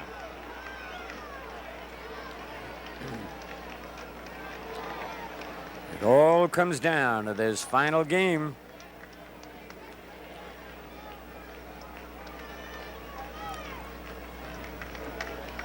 Wind blowing out towards left. Oh! Holy cow, that ball almost hit Cliff. It's 2-2.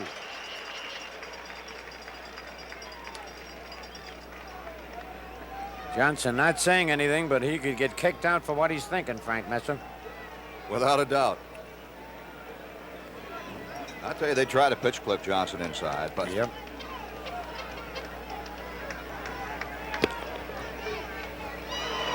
Just got a piece of it.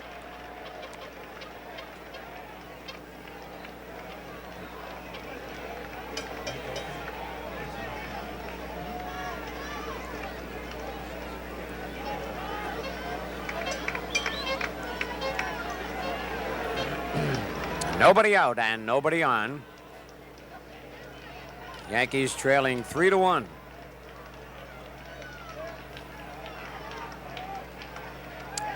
Good cut, fouled it back.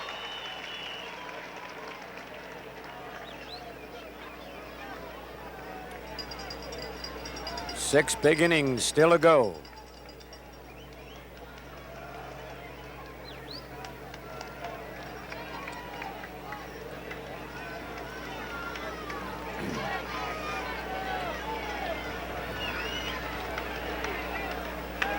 Well, he got around on that one.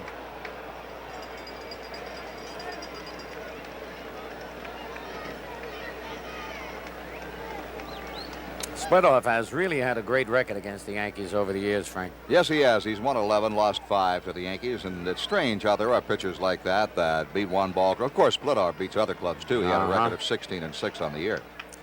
Out in front again. But I know you've seen it over your career, Phil Rizzuto. There always seems to be at least one pitcher that can handle one ball club and maybe not be able to beat anybody else. That's true.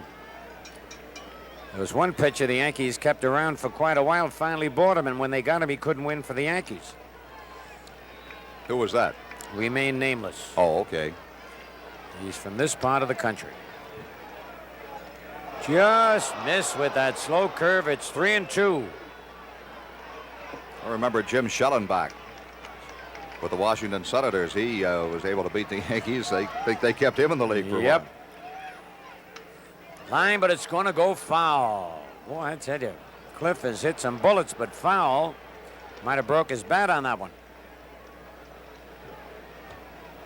Skipper, Frank. Yeah, Billy Martin, never letting up. Cliff Johnson did break his bat on it, looking for another one over there. Yankee right-hand hitters have had a pretty good championship series, and the left-handers, with the exception of Mickey Rivers, have had their problems. Yeah, that's for sure. Of course, the Royals just keep trotting out left-hand pitchers. Now the fans are getting on Cliff Johnson a little bit as he gets the rosin and the tar on the bat handle. And plate umpire Nick Bremigan goes over to get him. Yeah, I don't think you can blame Cliff for wanting to fix up a new bat. Well, I'm sure that that pitcher out there would just soon Johnson have a good grip on it. He cut loose with one yesterday and split the rosin bag out of the mound, almost hit Marty Patton. Slipped out of his hands. 3-2, nobody out, nobody on. That one off the end of the bat, didn't quite get all of it. And McRae can't get it. I don't know whether that ball hit him on the head or what, and Johnson's in with a double.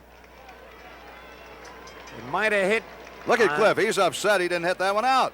Well, I tell you, he hit it off the end of the bat, and it still carried. If we could get a slow motion shot of that, it might have hit the top of the railing. So Cliff, big double. First time I ever saw a guy upset about getting a double. There it is again. Let's see what that ball hits just off the top of the wall and bounces back in. All right, Greg Nettles, who bounced to second his first time up. Yankees got to keep pecking away now.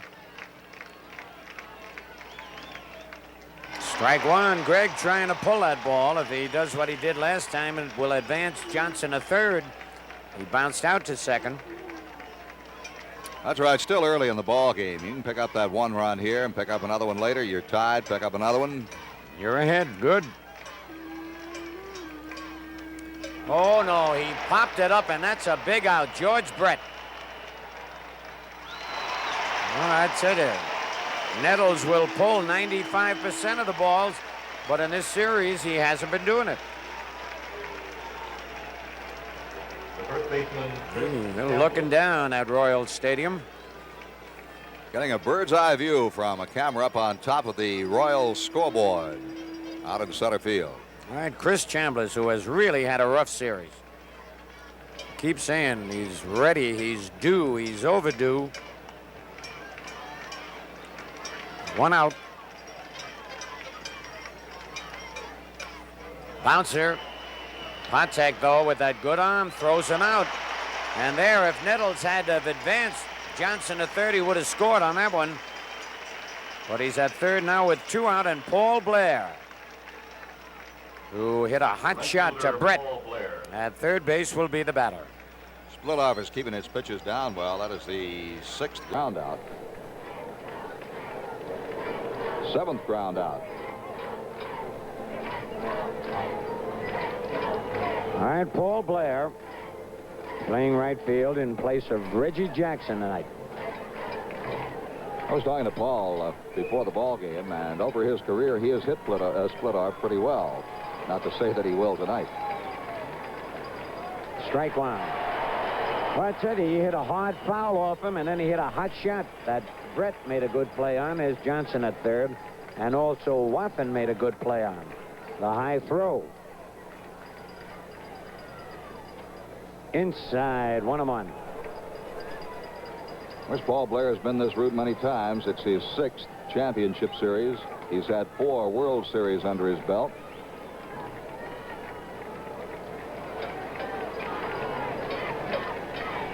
Inside, 2-1. Look at split off. He wanted that one.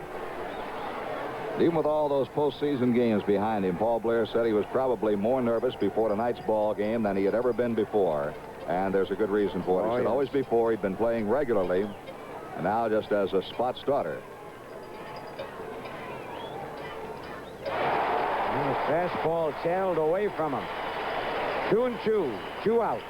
3-1 the Royals lead. Top of the 4th. Cliff Johnson at third.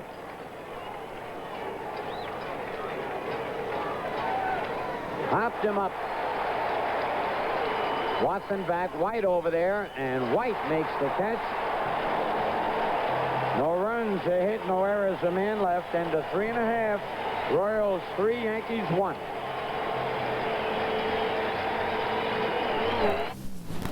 Did you know that now you can get Visa as well as MasterCharge from manufacturers Hanover? And it really pays to get both from us, because when you do, you can pay less interest than if you got them anywhere else. We've got a better deal than you could get from Citibank, Chemical, Chase, or Bankers Trust.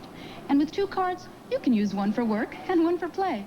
Stop in at one of our 200 branches for an application, or call us at 246-0900. Manufacturers Hanover. It's banking the way you want it to be.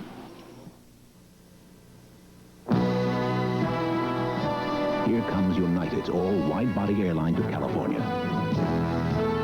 Every day, every night, every flight is a roomy 747 or DC-10. United we fly, ruling the sky. Every flight a wide body, featuring United's exclusive ocean-to-ocean service. We built the largest airline in the free world around you.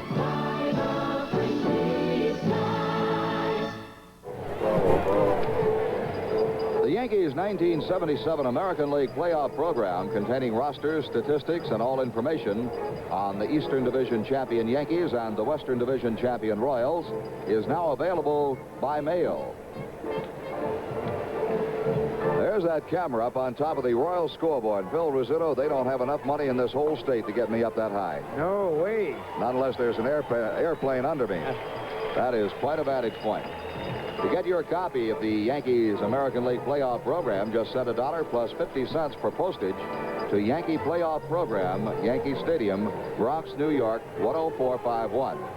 The book would be a fine souvenir of the Yankees' 1977 championship season. Well, it's Mike Torres' job to hold the Royals, and the Yankees will try to come back to get some runs off Paul's split off. And I'll tell you something, Phil Rizzuto, when Torres came into the ball game, the way he struck out Otis and Walken back in the 3rd inning, I thought he was throwing very, very well. Yes, he was. All right, Cookie Rojas lined to Piniella, who made a beautiful play. He held up ball 1. Cookie will retire after this year. 1-1. He's going to stay in baseball on the coaching level in the major leagues, and we wish him well. He's been a fine gentleman, an excellent player. He has. Base hit. High slider. Cookie Rojas can still swing that bat. First hit off Torres. A lot of people were surprised when Whitey Herzog posted his starting lineup with Cookie Rojas inserted as the designated hitter. But he has responded here with a base hit and a good spot for the Royals, leading off this bottom half of the 4th. All right, Darrell Porter, who single right his first time up. Now the Yankees will have to look for the possible sacrifice attempt. A game like this, you got to pick them up when you can.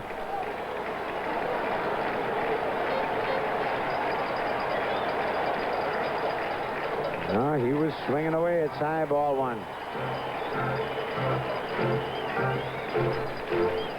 Cookie, in his younger days, an excellent base runner.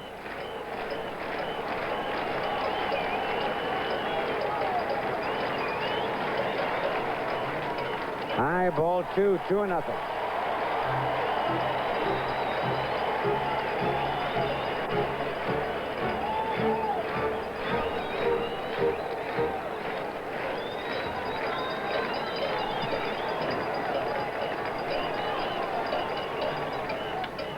Deep to center. Way back. Great catch by Rivers. Holy cow, what a play. Perfect timing by Mickey Rivers. Unbelievable catch. It really was. Rivers went back to the wall. Perfect. Here it is again. Watch him. He'll look for the wall right there. Looks up, picks up the ball again. Knows he's near the wall. Times his jump. Both feet off the ground. Hit the wall with the right foot. Braced himself. Came down and held on to it. Good play by Mickey Rivers. Oh, man. Porter got all of that one. Little Mickey Rivers. Outstanding. 410 feet at the point where he caught that ball. All right, Frank White. Fly to left his first time up. Fly deep to left. 1 out. 3-1. The Royals in front. Pitch out, but he was not going.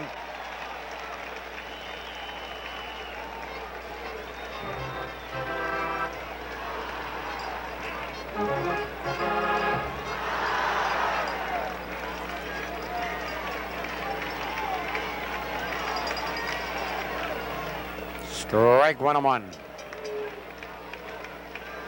Rojas at first.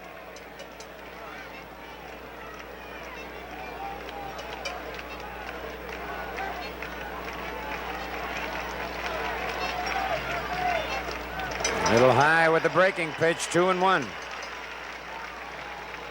Chuck Hiller flashing the signs. White's a good hit and run man. Keep an eye on Rojas. And Mike will tie his shoelace.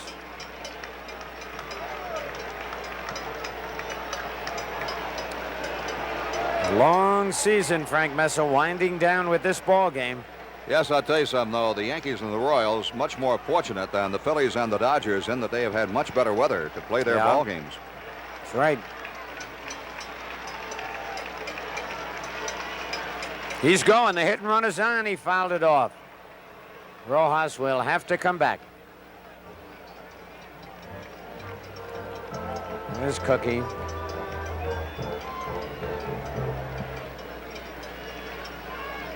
Two and two.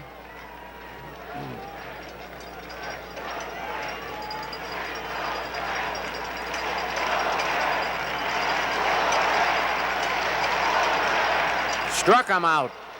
Third strikeout for Torres. Boy, he is quick tonight.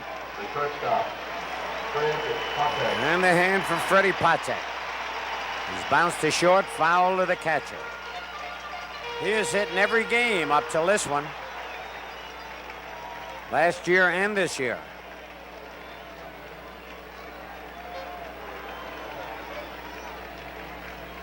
Ball one. Not only is he hitting every game, Scooter, he's driven in 9 runs in the 2 years of the championship series between the Yankees and the Royals. Ball 2, 2-0.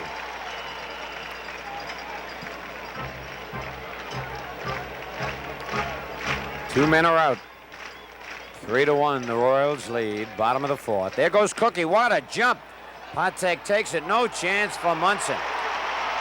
Torres never even bothered to look at Rojas, who got a running jump. That's smart base running. Yes, it is. Here he goes. Looks back. To watch the play. Takes his slide into second base, but no throw down there by Munson. He stole that base on Torres.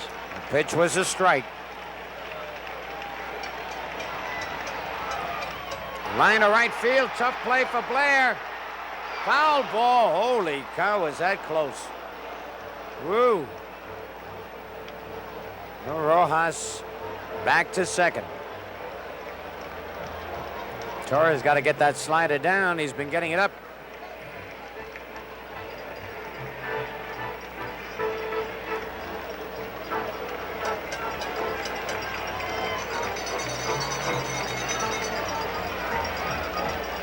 Been an exciting year, exciting playoffs.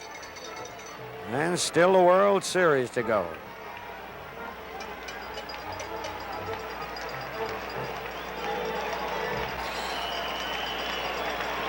Five feet 4 inches, Freddie Patek.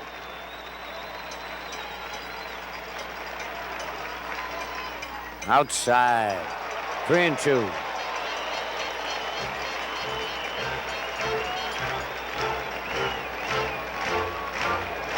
Dougie Rojas down there at second base is listed as 38 years of age. When he retires at the end of this year, he'll probably be 41 or 42. Yeah, he started playing ball in this country in 1956, which would have made him only 17 years old. Bounce it to third. Nice play by Nettles. And throws him out. A beautiful clutch play by Greg Nettles. No runs, a hit, no errors, a man left. End of 4. Royals 3, Yankees 1.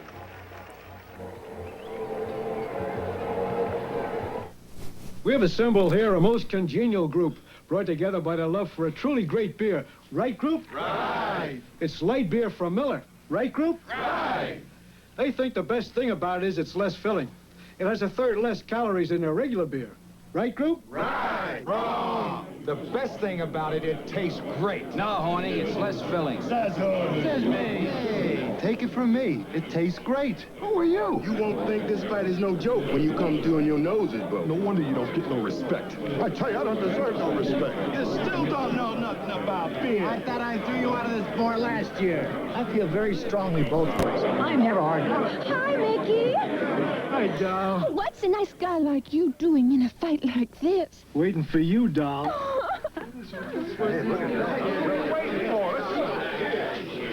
I still don't know why they wanted me to do this commercial. Light beer from Miller. Everything you always wanted in a beer and less. Well, the Yankees are trying to break a pattern tonight in this ball game. In the 2 years of the championship series between the Yankees and the Royals, no team has won 2 games in a row. It has seesawed back and forth. Now, the Royals won the opening game of this year's series 7-2. The Yankees came back to take the second game in New York 6-2.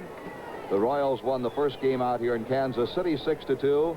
And the Yankees, with their backs to the wall, picked up the win yesterday 6-4 behind Sparky Lyle's tremendous relief job, 5 1/3 innings after he'd pitched 2 1/3 the night before. So the Yankees have to make it 2 wins in a row and break the pattern. All right, Bucky, then fly to right. Split pitch, base hit, center field. He reached out for that fastball and drilled it to center. Bucky Dent at first. Just before Bucky came up, I said to Frank, this is the inning for the Yankees.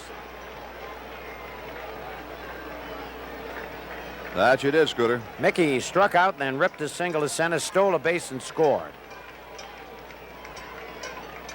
That takes Mickey to get on to make things happen for the Yankees. Right, and then it takes Munson to come up in the clutch.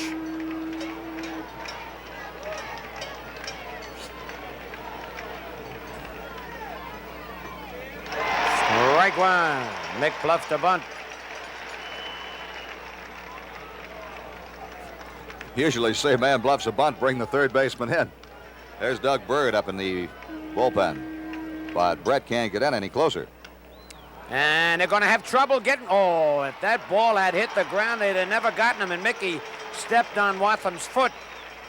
He didn't move it off the bag quick enough.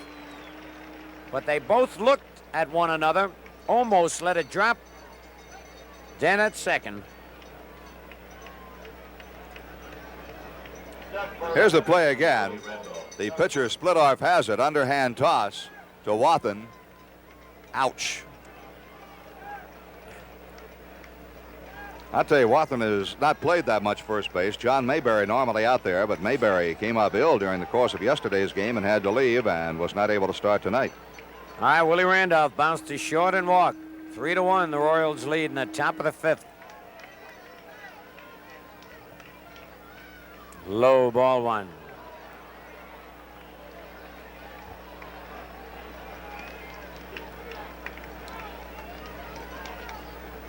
All split off. Bouncer right at Patek. Dent had a hold at second. They got him. 2 men out.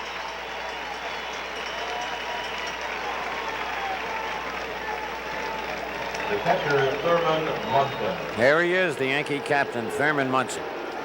Robbed of a base hit on a fine play by Patek in the first. Single to right to drive in the 1 Yankee run in the third. Munson has knocked in 5 runs now in the series. He has 6 hits in 18 trips. .333 batting average.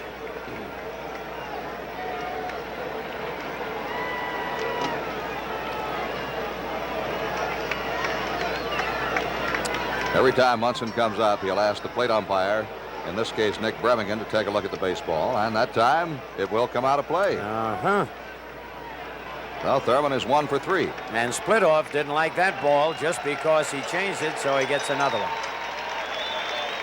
And the fans like that. 2 men out. Wind has been blowing to the left. The only man to take advantage of it so far has been Cliff Johnson. And he hit his right off the end of the bat, otherwise it'd been long gone. Low ball 1.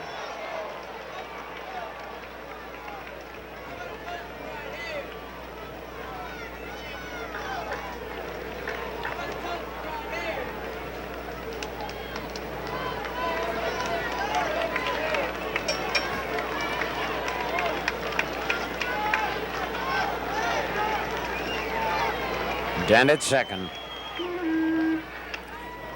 Right to Frank White. Throws him out. No runs, a hit, no errors, a man left. End of 4 1/2. Royals 3, Yankees 1. Come on and taste the Pepsi way. Come on and have a Pepsi day. There's all the magic in the air, joy and laughter everywhere. Come on and have a Pepsi day. You're the Pepsi generation. Pepsi day. I asked for it, I got it, Toyota. Billions of gallons of oil up here in Alaska. But gasoline, that's as hard to find as the right woman. That's why I got this Toyota 5-speed long bed sport truck. Best Toyota truck gas mileage ever. 34 miles per gallon highway, 24 in the city. And torque best in its class. You can find a better built truck than Toyota. Buy it. You asked for it, you got it, Toyota. There's a big news weeknights at 10. Action News right here on 11 Alive. Well, the Royals are leading 3-1 in the ball game. The Royals got 2 runs in the first inning with 1 man out. Hal McRae beat on a infield hit to shortstop. And then George Brett tripled to right center field. The ball got over Mickey Rivers' head and all the way to the wall. McRae scoring. Brett at third. Al Collins hit a ground ball. Real high chopper, really. And Brett was able to score run number 2. The Yankees got 1 run back in the third with 2 outs. Mickey Rivers singled and stole second. Came home on Munson's single to right field. And then the Royals added a run in the third inning on a leadoff double by Hal McRae. He moved up on an infield out and scored on Al Collins' single to left. And that's the way we stand right now, 3-1, going to the bottom half of the 5th. And that man McRae is up again. And he has had 7 hits so far in this series. Been a tough man, an infield hit and scored in the first, doubled and scored in the third.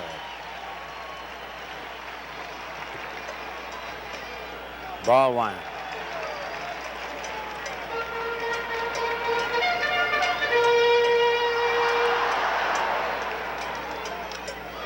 Line, nice play by Willie Randolph. Well-timed leap, 1 away. Try to get that McRae out, it's tough out. Yes, he is. He's never an easy out. George Brett has tripled a drive in a run and scored, and bounced to first base to help set up the second run. Ball 1. Big battle in that first inning when Brett slid hard in the third. 2-0. Both teams coming out in the field. Mike Torres. There's Greg Nettles. 3-0.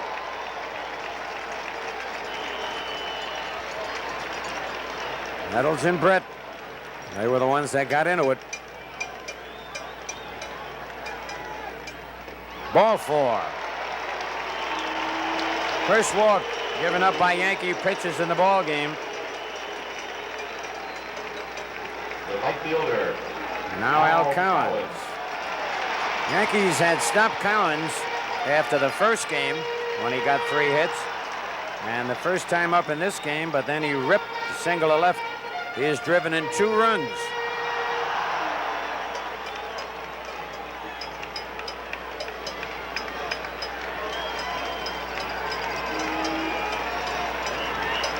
One out.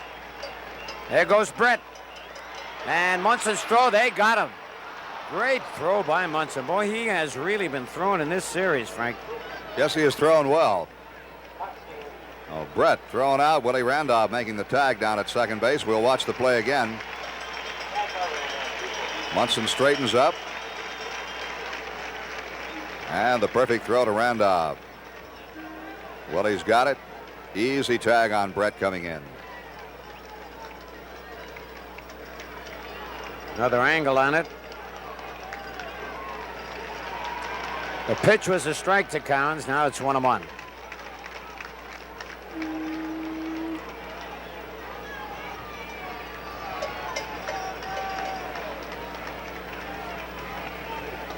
Two balls and a strike. 2 men out, nobody on. 3-1, Royals lead. Bottom of the 5th.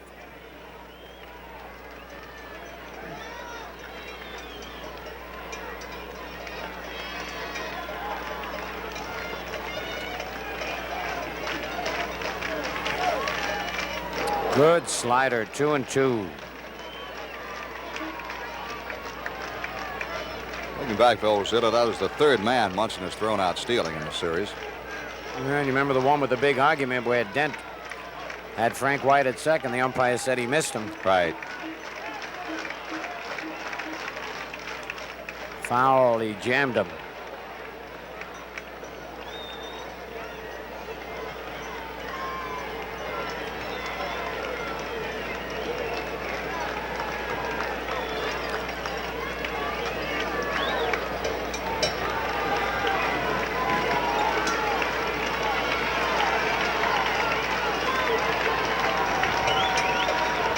Torres waiting patiently for Cowens.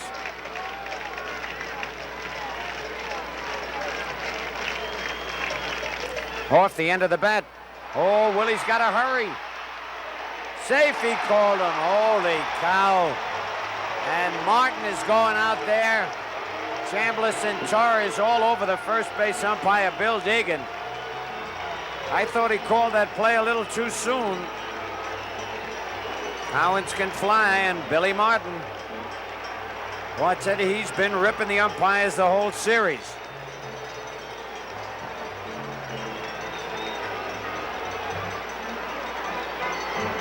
It's got to be a base hit. That's another argument Billy is going to lose. Oh, no doubt about that.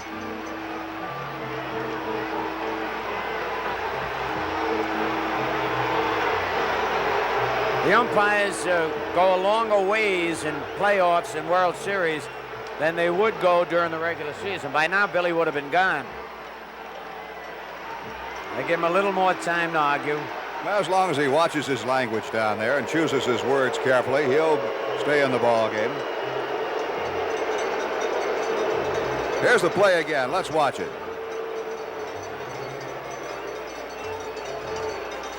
Well, from that camera angle, there's just no way to tell. Nope. It's another angle, Frank. Let's see what we can see on this angle. Randolph getting it over there as quickly as he can. Too close to tell. Yep. Photo finish. That's why an umpire's job is so tough. You can watch that over and over again. The umpire down there a lot closer to it. He's got to make the judgment call. And in his judgment, the runner was safe at first base. All right, Amos Otis had a bunt single and struck out. Strike 1. That is a tough play, even on the artificial surface. The man has speed, and Cowens does. That ball gets by the pitcher. It's going to be a close play at first base. Yep. Otis has trouble with the hard stuff. Bounces one towards second. And Randolph's throw in the dirt, scooped up by Chambliss. Beautiful play. Oh, man, he snatched that one. No runs, a hit, no errors, a man left. At the end of 5, Royals 3, Yankees 1.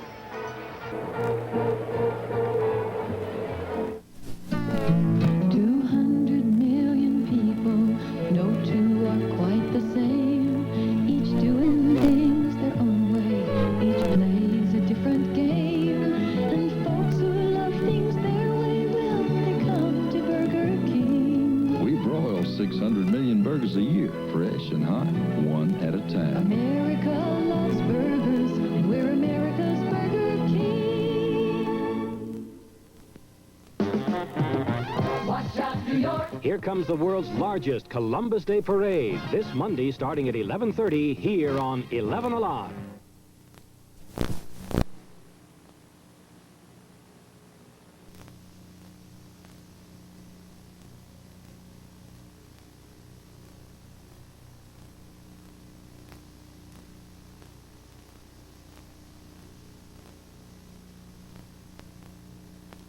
The media who were in Philadelphia for that ball game last night, and they said the weather conditions, Phil, were just about impossible.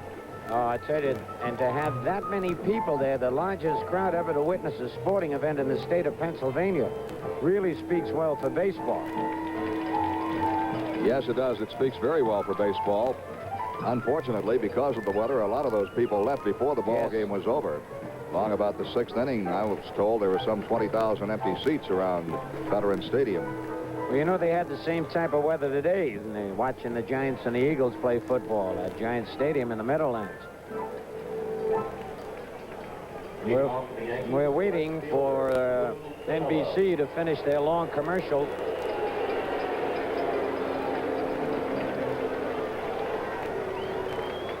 And Lou Piniella set to lead off for the Yankees.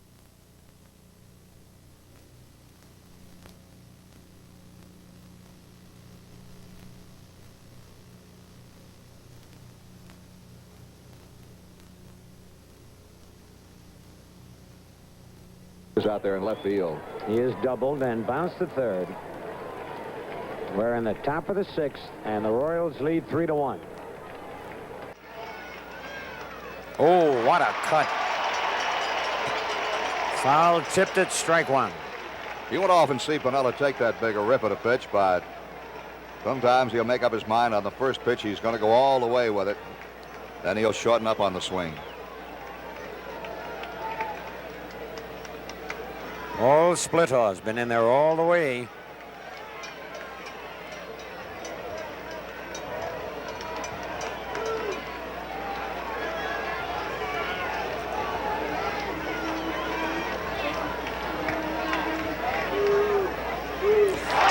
Well, twice Lou went for the home run. Now he'll have to protect the plate. And that's when he's more dangerous. Until you have to give Splittoff credit, Phil. Of the 15 outs so far, 10 have been on ground balls, an indication he's had his pitches down. Right. 1 ball, 2 strikes.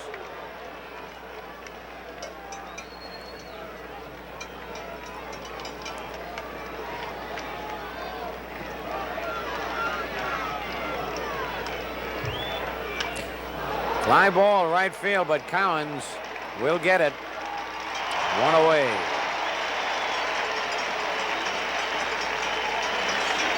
Designated hitter, Cliff Johnson. And now big Cliff Johnson. Fly to right and doubled high off the wall and left. Just missed a homer.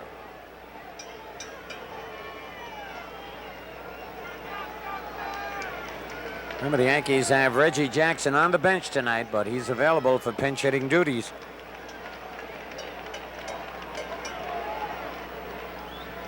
Ball 1.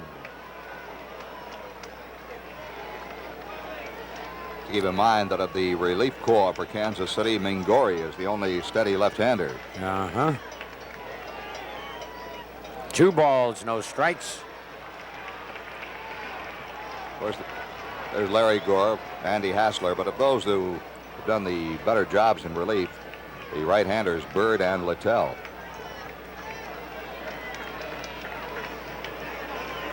Three to 1, the Royals leading in the top of the 6th. 1 out, nobody on. Curve ball 3. 3-0 on Cliff Johnson. On deck, Greg Nettles, and the Yankees need some base runners.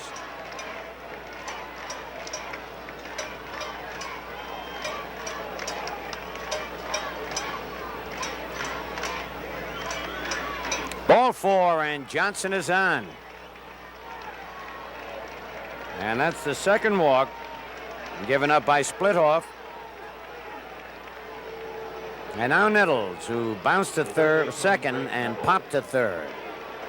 And Greg has had problems not hitting the long ball so far. They have not made a mistake on Nettles this whole series. Really pitched him away. Strike 1. You can just about hear what goes on in the meetings before this series started. Bear down on Nettles, bear down on Chambliss, bear down on Jackson.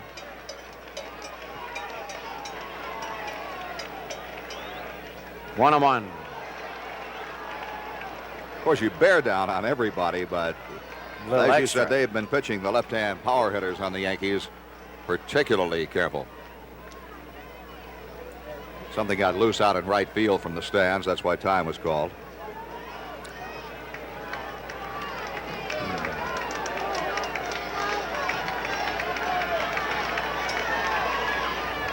Low 2-1. They'll start stirring in that Kansas City bullpen. Just walked Johnson. Has a 2-ball, 1-strike count on Greg Nettles.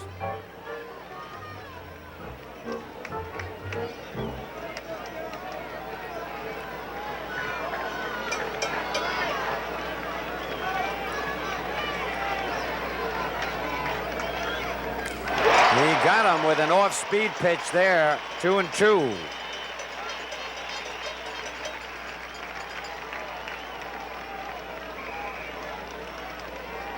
Whitey Herzog. Royals not bothering to hold Johnson close. Foul tip held by the catcher. Nettles down on strikes. It's only the second strikeout for Splitoff, but a big one. And now Chambliss. Been up twice. Here's that last pitch. The right fielder.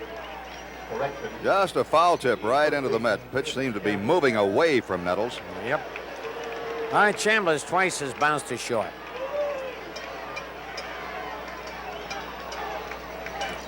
The hero in the final game of the playoffs last year takes a strike.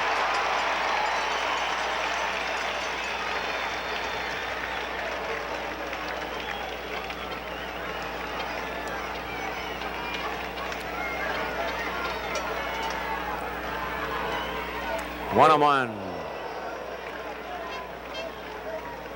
Told you many times, Splitoff is not overpowering, but he has been pitching the spots beautifully. He is a control pitcher. He tries to hit the corners and has been doing so. Grounder right at White. Ooh, tricky hop, but he got it and throws him out. No runs, no hits, no errors, a man left. At the end of 5.5, Royals 3, Yankees 1.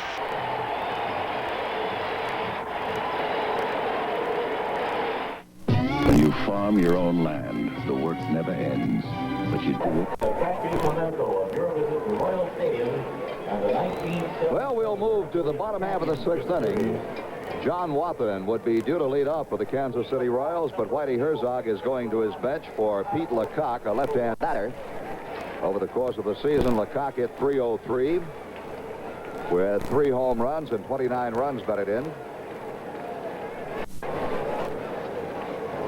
I'll tell you something, Phil Rizzuto. The Royals had a pretty good pinch hitting bench this year. Combined, they batted .290, 38 hits and 131 at-bats, 3 home runs, 33 runs batted in. Pretty good production from your pinch hitters. Yeah, I know Lecoq did an excellent job, especially against the Yankees. Leading off for the Royals. Batting for the first baseman Walker. All right, talked about Lecoq the other day, son of noted TV personality Peter Marshall, and a very popular young man here with the fans in Kansas City, judging from the ovation he gets as he steps in. All right, bottom of the sixth, 3-1 Royals lead. Strike one on the first pitch by Mike Torres.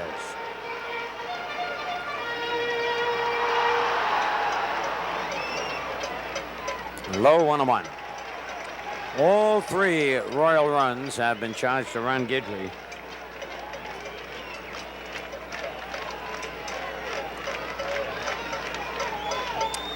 Boy, he chopped at a high fastball, fouled it back upstairs. Remember, Scooter, you told me you'd seen Lecoq play for the Cubs on occasion, and he used to be a pull hitter at Wrigley Field, but here, when we've seen him, he has tried to go the opposite way. That's right. And I tell you got to give him credit for adjusting. Again, he goes to left, but fouls it off. Well, he has sort of an inside-out swing. He's got a good swing. He was 8 for 22 as a pinch hitter this year. One reason those pinch hitters have that high 290 batting average. Got him on a good breaking pitch, down and in. Fourth strikeout for Mike Torres. The designated hitter, Cookie Rojas. And there's Sparky Lyle up in the Yankee bullpen. Cookie Rojas robbed of a base hit on a great play by Piniella, and then singled to center and stole a base. Good slider, strike one.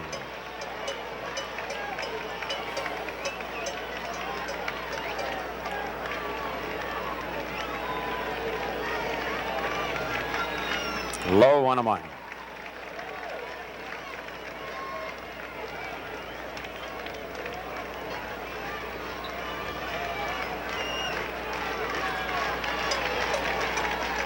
Strike two.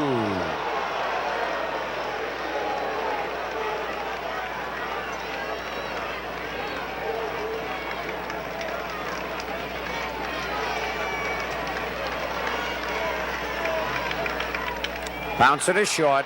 Nice hop to Dent. 2 men out. Cookie still hustles down that line. The catcher, Lucky Darryl Dent. Porter. Darryl Porter. Single to right and was robbed of at least a triple on a great play by Mickey Rivers.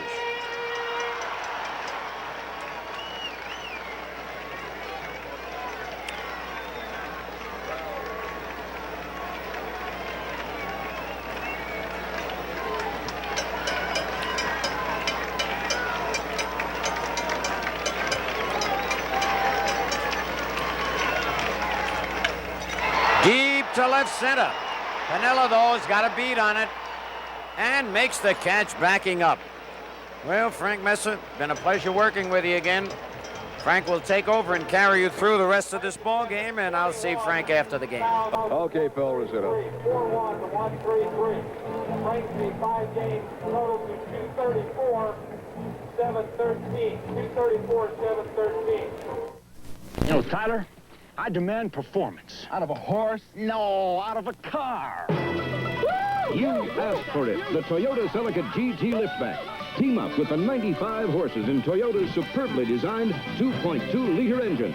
Ride through those rough, tough turns with ease and depend on Toyota's sure-footed disc brakes. If you can find a better-built small car than Toyota, buy it. You asked for it, you got it, Toyota. How do I get a checking account that won't cost me anything? At Manufacturers Hanover, just keep $400 in a savings or checking account, and your checking is free. Well, you see, now I'm going to be writing a lot of checks. I got, look here, I got Plant of the Month Club, Cheese of the Month Club, and then I got Shirley's psychiatry bills, and that's my canary. She's afraid of height. Oh. You have your own problems? All right, just fine, thank you. What I'm trying to say is, what would happen if I accidentally bounce a check? You can apply for overdraft protection. Really? Where do I sign? Manufacturers Hanover. It's banking the way you want it to be. Well, we move on to the 7th inning here at Royal Stadium in Kansas City. The Yankees will be bringing up Paul Blair, Bucky Dent, and Mickey Rivers. Pete Lecoq, who batted for John Wathen, stays in the ball game to play first base.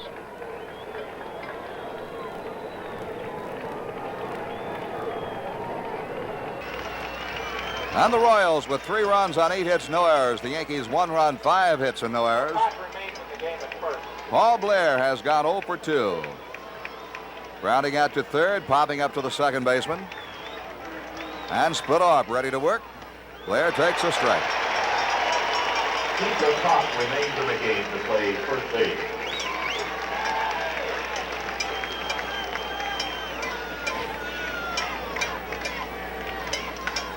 Deep to left field, but foul. Paul Blair had his pitch and just pulled it foul.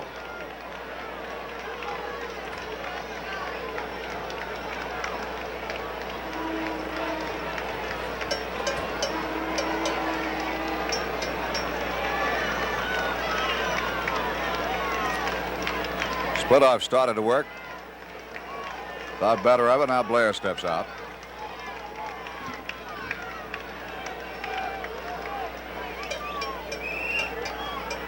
Breaking ball. Bounce to third. Brett will have to hurry and gets it over in time.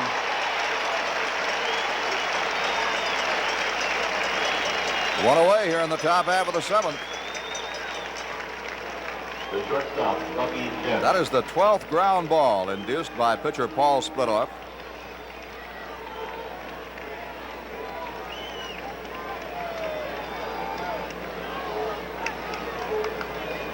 Only 3 fly balls to the outfield. Bucky Dent 1 for 2, and it's low. Piniella, Johnson, and Dent have all flied to right field. Those are the only fly balls caught in the outfield, all to Al Cowens. A strike. 1-1. Splitoff, coming back with 3 days rest after pitching the opening game, has been sharp. 2 balls and a strike.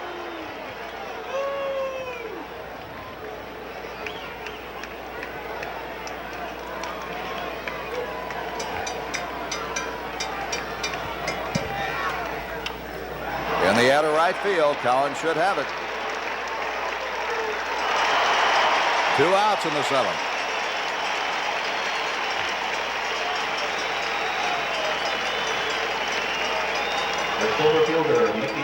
And now the top of the batting order, Mickey Rivers. Quick has struck out, singled, bounced back to the pitcher. He has stolen a base and scored a run. Scored the Yankees' only run in the game as the Royals lead 3-1. 0-1.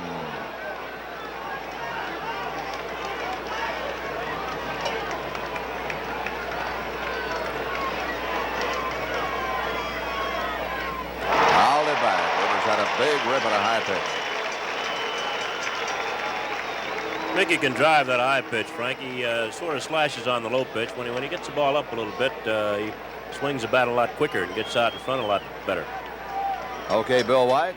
Brett down the line at third.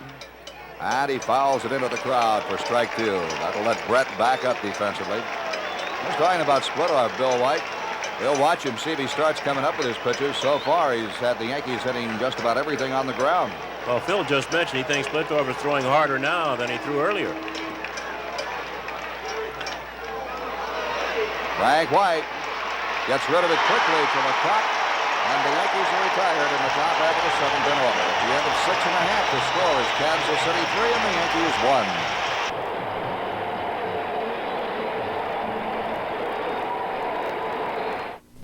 The closer you shave, boy. The closer you shave, boy. The more you will need. The more you will need. Great balls of comfort. Great balls of comfort. To do it with ease. Great balls of comfort. Oh, just like Noxema. Noxema.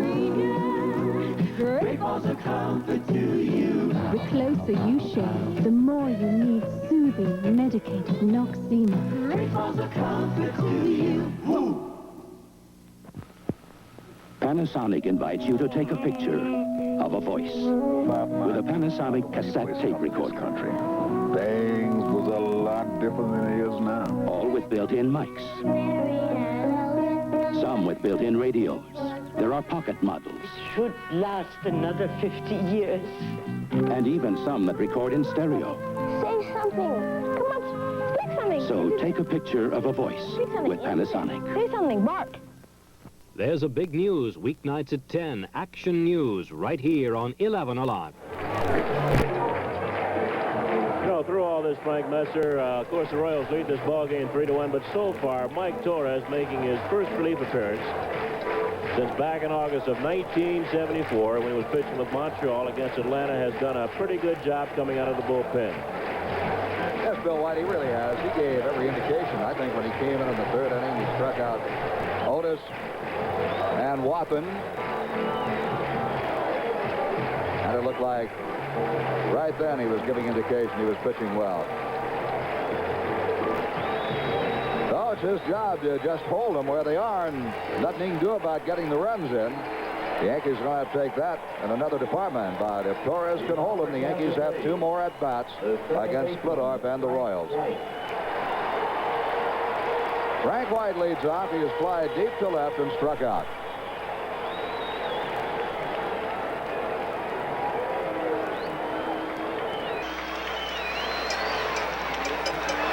Greg Nuttall's off his chest.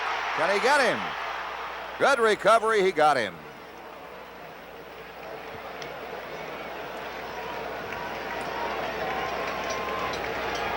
Oh, there's one away here in the bottom half of the 7th. Here's that play again. One thing about this turf, Frank, this ball bounced right back to you right there, like playing basketball. Sometimes you get it on the grass, you have trouble picking it up. Fred Ponte is 0 for 3 tonight. He had hit in every game of both championship series between the Royals and the Yankees coming into this one. Tonight he has grounded out twice and popped up to Munson. That's a strike.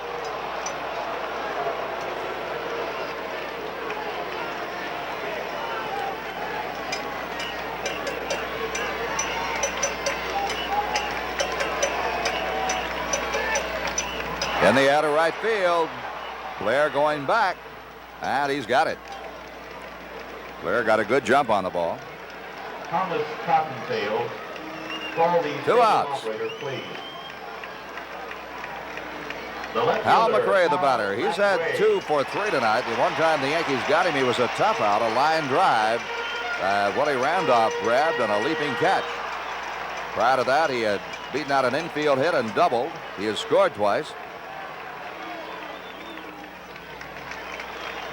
I think, Bill White, if the Royals had to look around for a most valuable player for this championship series on their club, this man would win it hands down. I'd have to agree with you.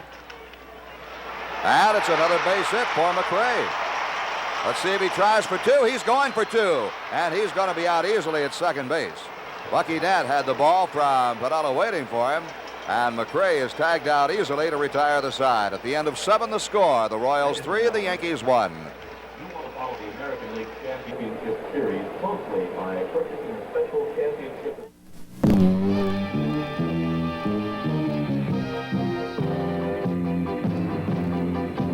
Stuntman. You get the bruises instead of the glory. You hit the deck and bite the dust till your bones ache. But now comes Miller time. Time to reach for the best tasting beer you can find. Miller High Life, America's quality beer. If you've got the time, we've got the beer. Miller beer. On your way to work, sit in the best box seat in sports, the Daily News. Get out of the hassle and into the action with America's largest newspaper.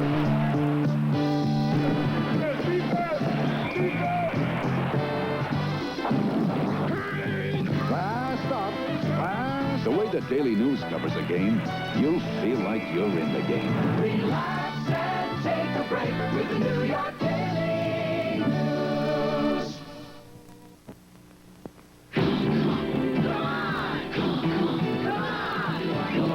Come on and taste the fancy way. Come on and have a fancy day. You're on the trail of something great. Today was made to celebrate. Come on and have a fancy day. Fancy day.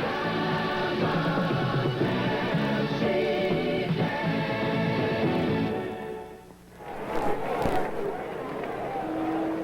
go to the 8th inning here at Royal Stadium. The Yankees have their number 2, 3, and 4 hitters coming up. Willie Randolph, Thurman Munson, and Lou Piniella against Paul Splittorff.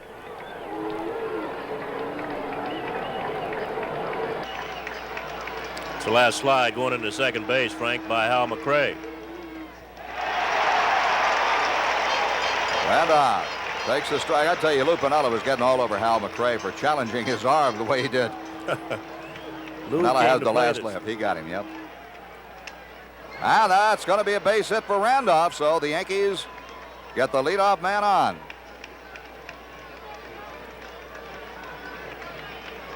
The catcher is Thurman Munson. Randolph on, Munson coming up. The Yankees trailing 3-1.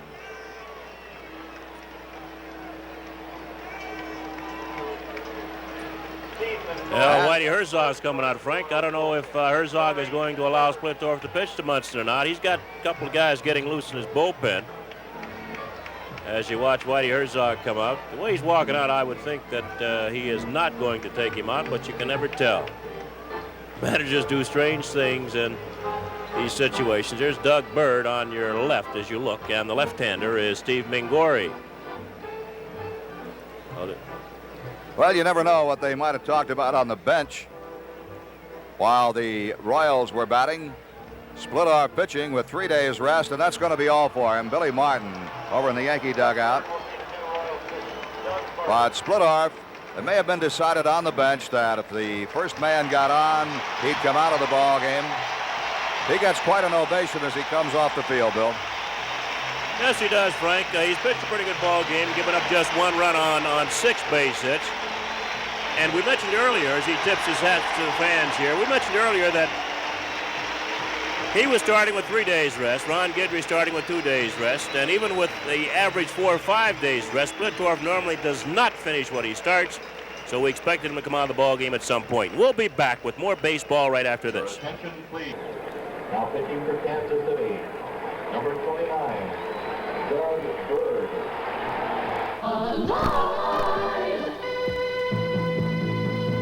See Dinah for great entertainment weeknights at 8 on 11 Alive. 11, great entertainment. Monday, join Dinah and her guests, Vincent Price, Ted Knight, Andrea McCardle, and others. Great entertainment on Dinah Monday night at 8, right here on 11 Alive. 200 million people, no two are quite the same. Each doing things their own way, each plays a different game. And folks who love things their way, well, they come to Burger King. We broil 600 million burgers a year, fresh and hot, one at a time. America loves burgers, and we're America's Burger King. Well, the new pitcher, Doug Bird, a right-hander who won 11 and lost 4 during the regular season. He is making his 3rd relief appearance in the championship series.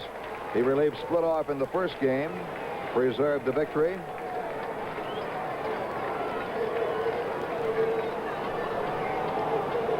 Bird has given up 2 hits to the Yankees in 1 2/3 innings. Single by Paul Blair and a single by Cliff Johnson. Munson hit a long sacrifice fly off of him, and the only time he faced him.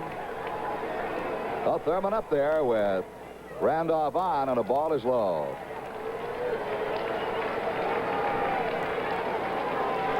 Reggie Jackson, bat in hand, in the Yankee dugout. Duck down the tunnel.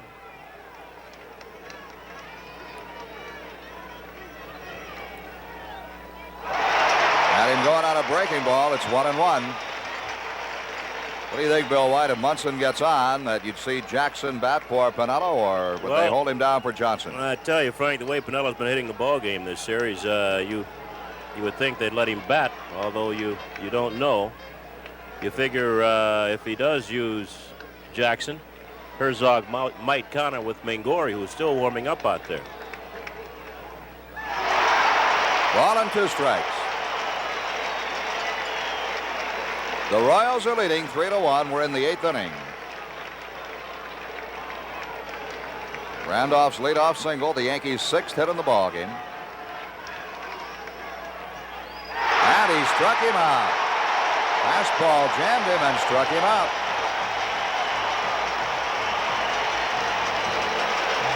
I would think, Frank, that Jackson would be more apt to bat for Johnson than Piniella. And already they've called Johnson back, and they're going to send Jackson up. Piniella will bat for himself. All right, Bill. Lewis doubled, grounded out to third, and flied to right. Here now, I don't think Herzog would hesitate, should he want to go out and bring the left-hander in, because after Jackson would be Nettles and Chambliss, both left-handed batters, although I think he'll let Bird go on and pitch to Jackson.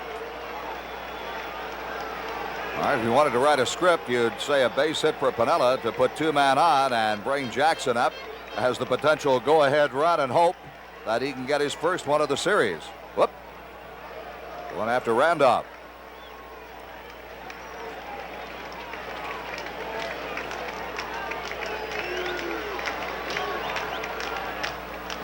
And that's going to be a base hit.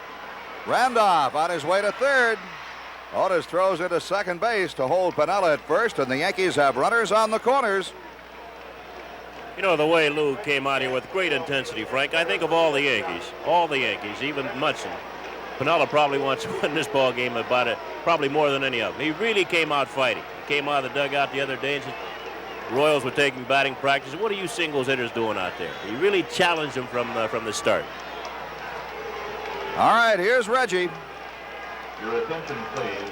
Reggie Jackson batting for Cliff Johnson. Number 44, Reggie. Reggie did not start the ball game tonight because of his past history of not being able to hit split off and his problems with the outfield on the artificial turf. He took the benching very, very well. And he takes low, ball one. Reggie can turn this ball game around. Let's look at Randolph at third base. All you have to do, Frank, with this man is make one mistake with him, and he's strong enough to hit it out of any ballpark, not only to right field, but here to left center. All right, Bill. Fouled it back, 1-1. Toughest job in baseball might be pinch hitting, especially if you're a regular player. And Jackson has played regularly all of his career. Coming out there, mentally it's tough.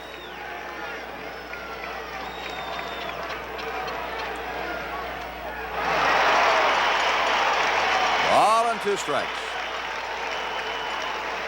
Important thing now, Frank, also, not only you're thinking about Jackson, but the important thing is making sure you get that run in from third base. Well, you've got to get the bat on the ball. There's only one away. The Yankees need that run. Better to go into the 9th inning down 1 instead of 2. Out into center field, Otis coming on, and he can't get to it. Otis playing deep, couldn't get it. It's a base hit. Randolph scores, and now it's a 3-2 ball game. No, Frank, we've been talking all year about how deep Otis plays, and Amos sort of stopped as that ball went out to center field, did not get a good jump on it, and just couldn't get to it. He stopped long enough for it to fall in front of him. Here it is here, making that short hop. Randolph and Early scores from third base, and the Yankees are down just 1, and now they've got the go-ahead runs on the base. All right, and Bill, as you mentioned, with the left-handers Nettles and Chambliss coming up, Herzog is out there to get Bird out of the ball game, and he'll be bringing on the left-hander Steve Mingori. You know, it's a second guess, Frank, but looking at the Yankee lineup, as soon as Jackson went up there to bat for Johnson, Herzog, had he wanted to, could have gone to the left-hander, because Jackson certainly does have trouble against left-handers with good breaking balls, and Mingori has a good breaking ball. And the left-hander could have pitched to Jackson, and he also would have had Nettles and Chambliss, 2 left-handers, before getting down to Paul Blair. Herzog decided to let Bird, one of his best relief pitchers, go against Jackson, and Jackson just looped it into center field. Of course, the ball, as I mentioned, could have been caught had Otis played closer, but he plays deeper than any other center fielder probably in baseball.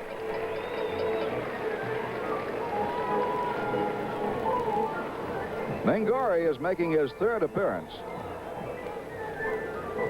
He has pitched only 2/3 of an inning, struck out a batter, not allowed a run or a base hit or walked anybody. He's got that knuckleball, knuckle curve, and the screwball. You know, Frank, looking ahead past Nettles, you wonder with the way... No, I see Chambliss coming on. I was going to say the way Chris has been having trouble swinging the bat, you wonder if Martin will allow him to bat. Of course, I don't know who else he's got sitting over there. He's got Roy White, of course, the switch hitter. And that's about it. Blair's in the ball game already. But Billy, you know, taking Reggie Jackson out of the lineup was a surprise. And it wouldn't surprise me if he made a move here. Chambliss, so far in this series, has just one base hit in 16 times at bat. But on the other hand, remembering what Chambliss did last year against the Royals, you figure he's due. So look at the runners at first and second. There's only one away. Padella represents a tying run down at second base, and Jackson, the go-ahead run at first. The third baseman, Greg Nettles. Greg Nettles is 0 for 3 tonight. He has gone 3 for 19 in the series. Up there in a clutch situation.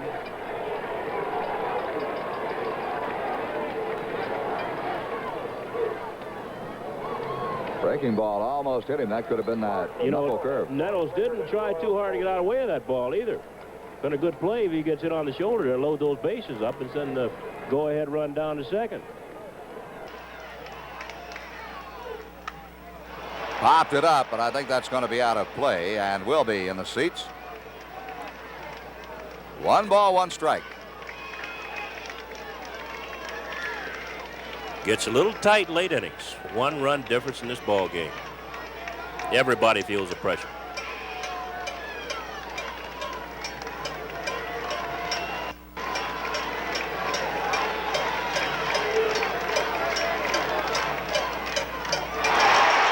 Ball and 2 strikes.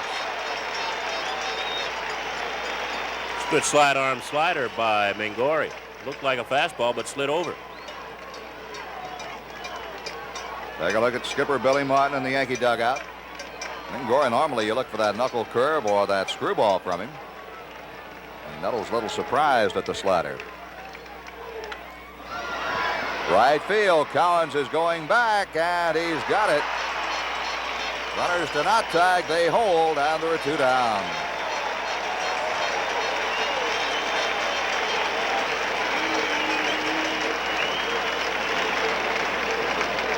The third baseman, Chris Chambliss. The batter will be Chris Chambliss. With 2 outs, runners at first and second. The Yankees down by a run here in the 8th inning.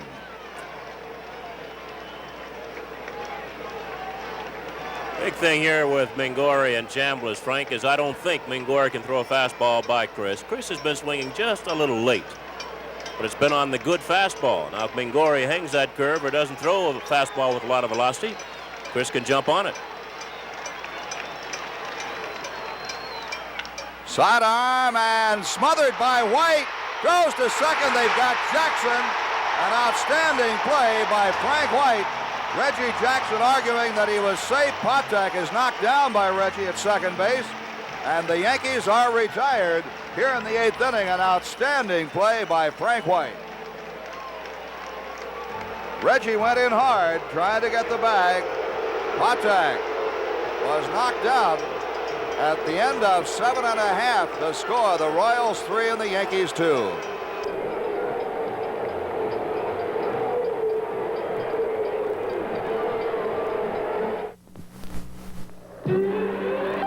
You work in the sky with nothing to hold on to but the wind and the cold steel beam. And it's a very long day until a whistle blows telling you it's Miller time. Time for the best tasting beer you can find. Miller High Life, America's quality beer since 1855.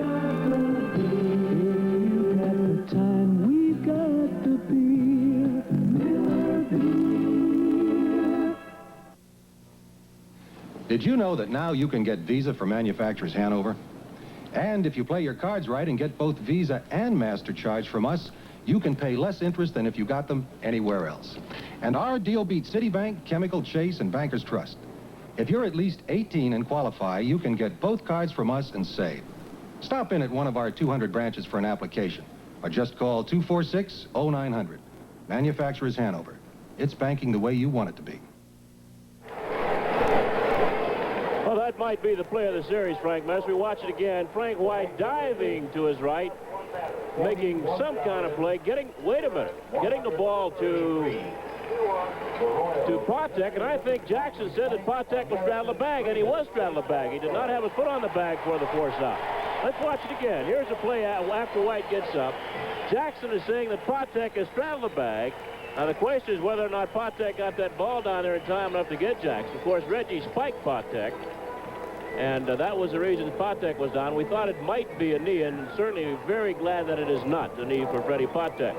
But he did get spiked. And Jackson was arguing that Patek actually did not have the foot on the bag with the force and evidently didn't tag him in time.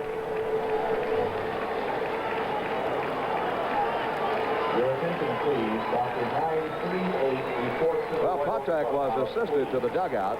leading off for Kansas City. And we go to the bottom half of the eighth. George Brett will lead off for Kansas City. The Royals are leading 3-2, and that was an outstanding play by Frank White.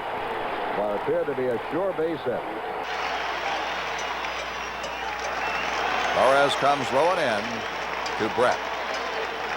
Brett has tripled, grounded out, walked. He has scored a run and batted in a run tonight. Out of play on the left side.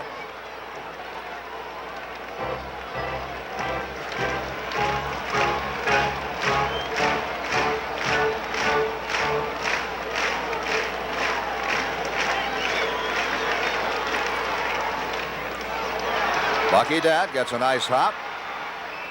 And there's one away.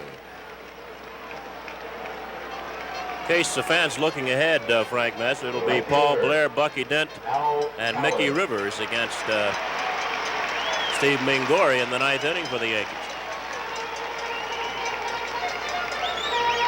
Torres has done some kind of job. Mike coming out of the bullpen for the first time since 1974. He's really slammed the door on the Royals. He has done a very, very good job.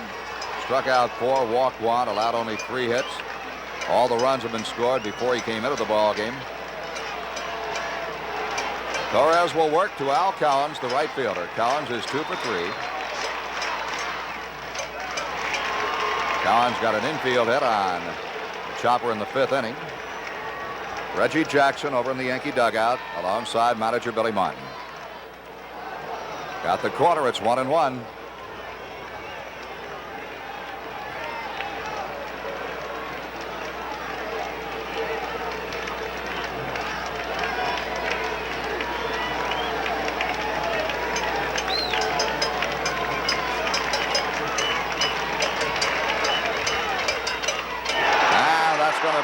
No, it isn't. Mickey Rivers gets there. Looked like it might drop for the base hit, but Rivers got a good jump and picked it off. Mickey's had some kind of series, Frank, with the bat and with the glove. Scaled the wall. Grabbed that long fly ball off of Darrell Porter. Back in the 4th inning. That would have been a run scored and possibly a double or triple for Porter. Oh, no question about it.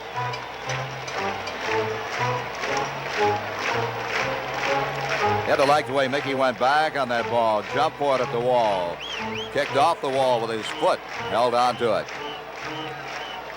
2 outs, and Amos Otis is the batter.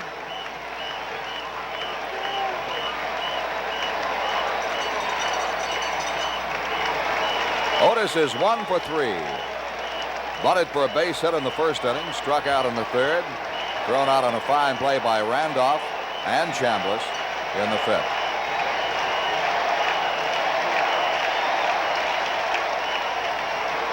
1 ball, 1 strike.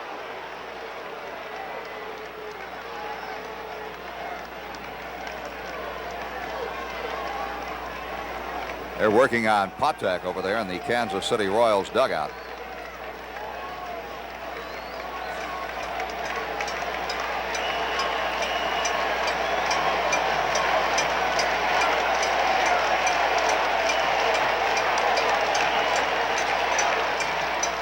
Strike 2, ball and 2 strikes.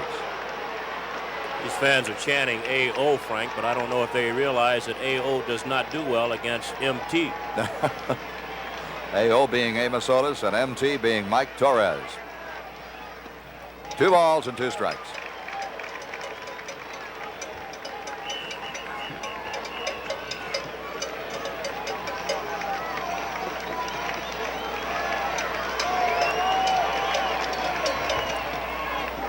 Just missed. 3-2 on Otis. Well, if he's going to do well, it ought to be on this pitch because it's got to be a fastball. He's been working Otis away. Otis knows it isn't going to be up. He knows it isn't going to be up and in, so he'll be out there charging it. Stands off the plate. See how far he stands off the plate and deep. So he's got to go in on the pitch. And it is outside. Otis gets a walk. Only the second given up by Torres. Mike will take time to tie his right shoelace. The Royals are leading 3-2. And with the left hand hitting Pete Lecoq coming up, Billy Martin is coming out. Martin will very possibly go to Sparky Lyle. Lyle is warmed up in the Yankee bullpen. Sparky out there waiting for the call. You know, Lecoq, Frank, hits the ball the other way much of the time. Billy might, he is going to let Mike stay in there because Lecoq really, unless you make a mistake and really throw a fastball with no velocity at all or hang a breaking ball, Lecoq will most of the time hit the ball to left center. He's not really going to hurt you. He might get a base hit, but he's not going to hurt you that much with the long ball. And we were talking about that earlier with Phil Rizzuto. Lecoq used to be a pretty good pull hitter when he was with the Cubs. But now he's going the other way. He struck out. Runner goes. Pitch out. Let's see if Munson gets him. He's saved. Otis is safe despite the pitch out. Now it's a problem of Torres and Lecoq because going the other way, a single will score. Here's Otis getting a good jump. This is only the 5th stolen base for the Royals in this series. A little short hop. Had the ball been all the way on the fly, I think they might have had Otis. You see Martin now moving his outfielder Rivers toward left field. Lecoq fouls it toward the upper deck on the left side. Well, they said, Frank, before the series that the Royals would take advantage of Munson and the Yankee pitchers. Well, they've stolen 5 bases now, and they've been caught 3 times. The Yankees have stolen twice, and they haven't been caught yet.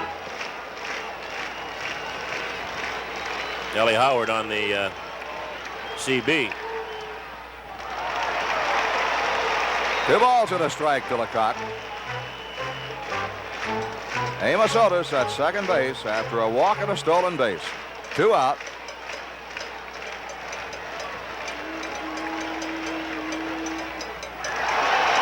Three and 1.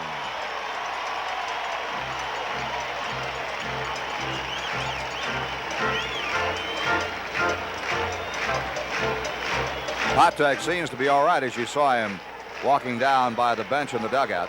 Limping a little bit.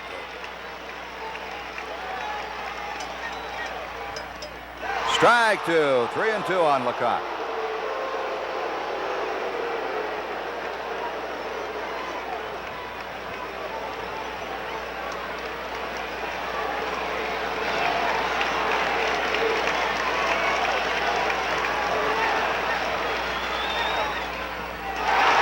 Low fastball, and Lecoq walks. Back-to-back base on balls after 2 men were out. Well, Mart's coming out, and that's got to be all for Mike Torres. Martin making his second trip in the inning. And although Cookie Rojas is a right-handed batter, Martin's going to go out and take Torres out, and he's going to bring in Sparky Lyle.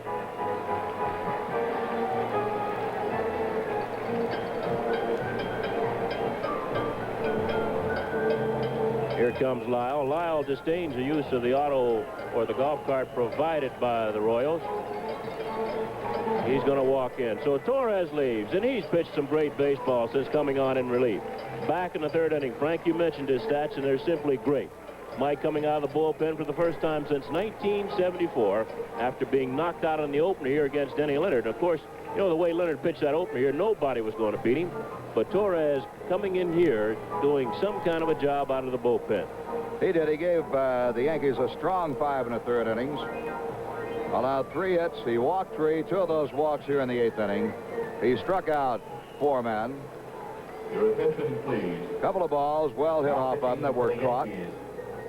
The drive by Darrell Porter that you talked about in the 4th inning. Also a long drive to left field by Porter in the 6th, which Lou Piniella caught up with. And now Sparky Lyle. Everybody just completely amazed, Bill White, about the job that Sparky Lyle was able to do yesterday after pitching almost 3 innings the night before and then coming back to win yesterday's game for the Yankees. Well, Sparky says he thrives on work. And if he thrives on work, of course, pitching that great baseball yesterday for the Yankees, he ought to be able to come on here and to get Rojas out. Of course, Rojas is a tough cookie. He gets a bat on the ball. And Cookie's already said that, hey, this is going to be my last year. I've been around a long time. I've helped Frank White. I've helped Freddie Patek. And now it's time to go home. And after 16 years of playing Major League Baseball, it's time to go home and be with the kids. Well, there are different thoughts on that. I have a feeling Rojas is going to stay in baseball in a coaching capacity. Well, probably, but at least he'll be home more. Well, he won't be on the road for the 6 or 7 months that you're with the baseball team. All right, Bill, Rojas will bat with runners at first and second and 2 outs. Rojas is 1 for 3, and he's stolen a base in this ball game. The Royals are leading 3-2. Lyle has to hold him right here.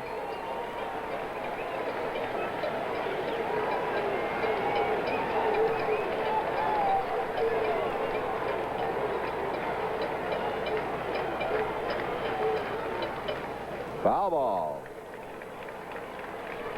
I asked Sparky before the ball game if he thought he would be able to pitch tonight if needed, and he said certainly.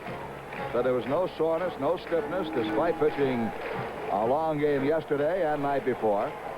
Lyle said his arm felt great.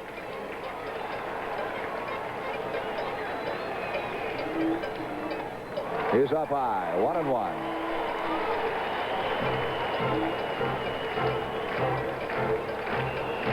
Otis at second, the lead runner.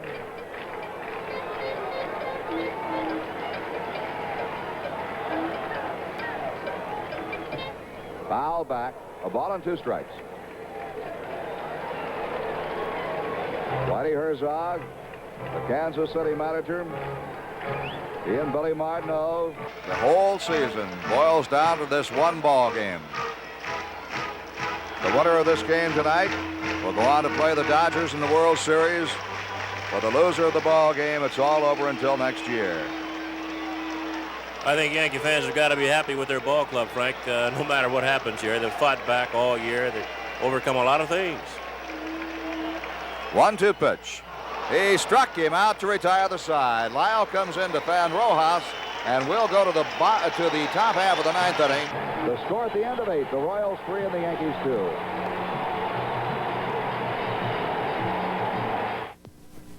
Boy, what I'd give for one of those Toyotas that's got room for us and all this stuff.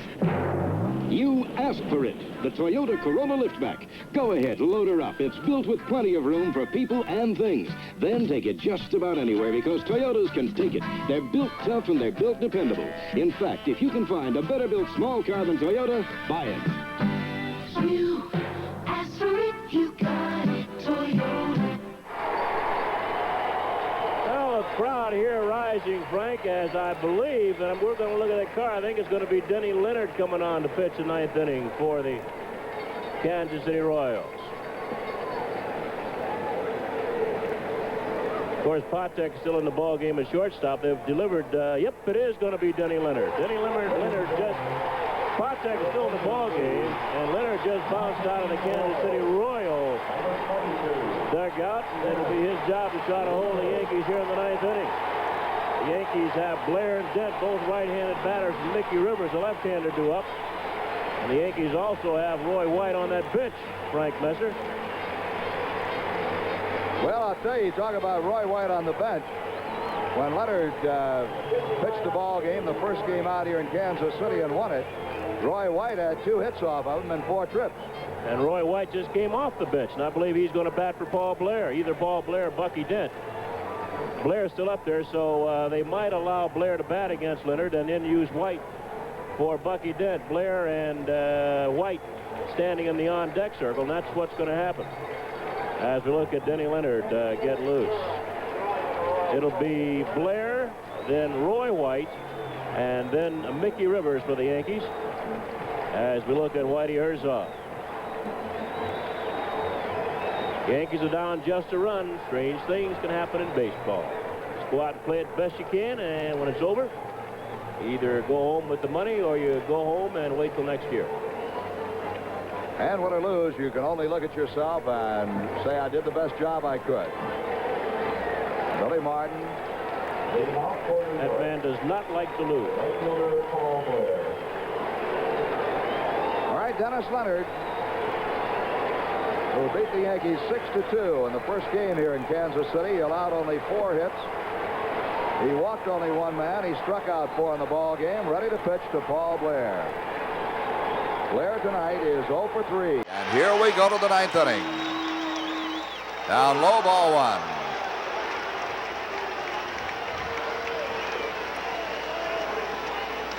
Dennis Leonard, one of only 3 20-game winners in the American League this year. And Blair going and a pitch out of the strike zone. 1 ball and 1 strike.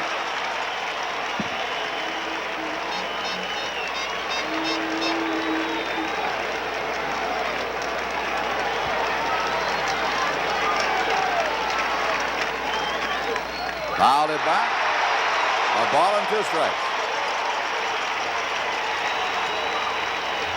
Dennis Leonard, born in Brooklyn, New York, attended Iona College.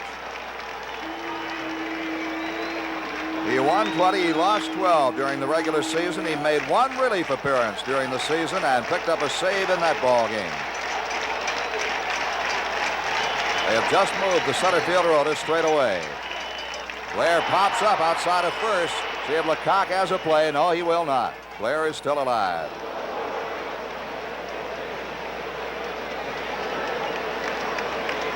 Kansas City is leading 3-2. Everything boils down now to this top half of the 9th inning. Roy White is on deck.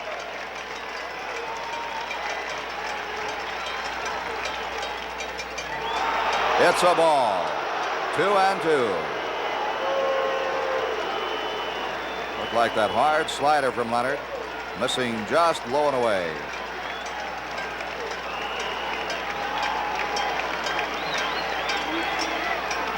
Foul out of play. Lecoq chasing, but no chance.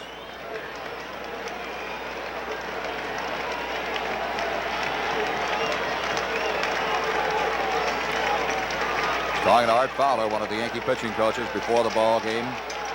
Very calm down in the Yankee clubhouse. He said, you go out, you do the best you can. If you win the ball game, you win it. If you lose the ball game, you lose it. And he said, I guess that's the way it's meant to be. Blair loops one, and that's going to drop for the base hit. Blair is on with a key leadoff single here in the 9th inning.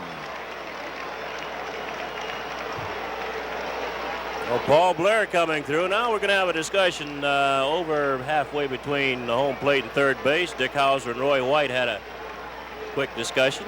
Billy Martin has a decision to make here, whether to let White bunt or to get the runner over or let him swing away.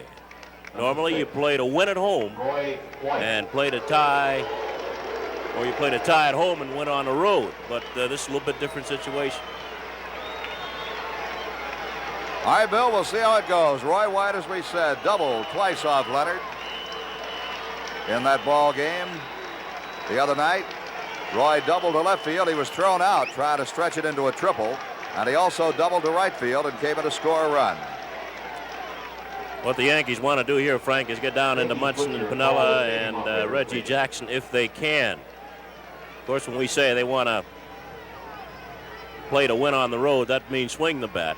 If you play to tie on the road, he would use White to sacrifice.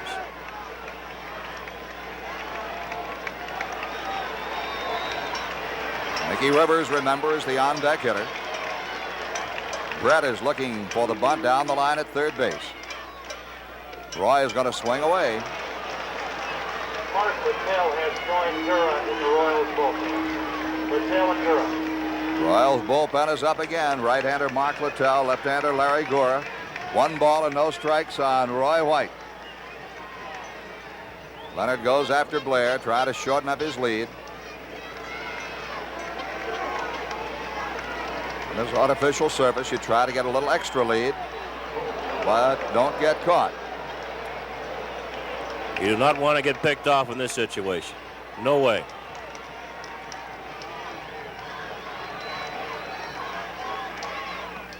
That's a ball. 2 balls and no strikes. You know, Frank, a big thing here. We're talking about Ron Guidry having to pitch with 2 days rest and Paul Splittorff with 3. Well, Denny Leonard is out there with just 1 day's rest. No way he can have the velocity that he normally has.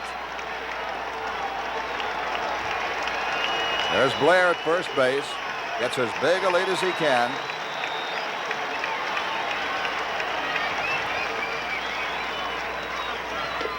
It's ball 3. 3 balls and no strikes. Darrell Porter will go out. You know, we talked, Bill White, about getting that extra step lead if you can. The ball, on a base hit, you want to go as far as you can. That ball gets the outfielders so fast.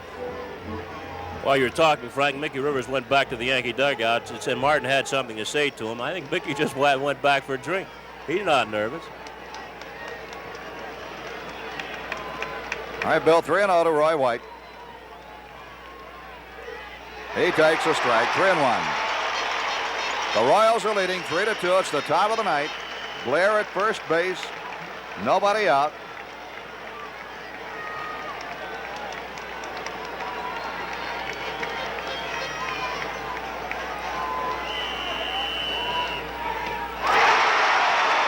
Three and 2.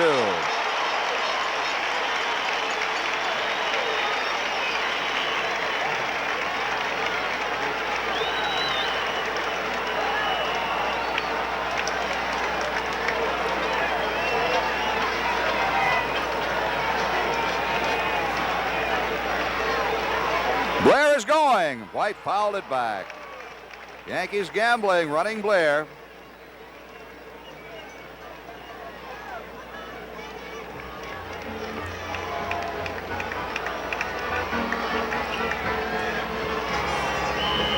Three and 2 on White. The only danger there is hitting a line drive right at one of the infielders. Leonard chases Blair back again.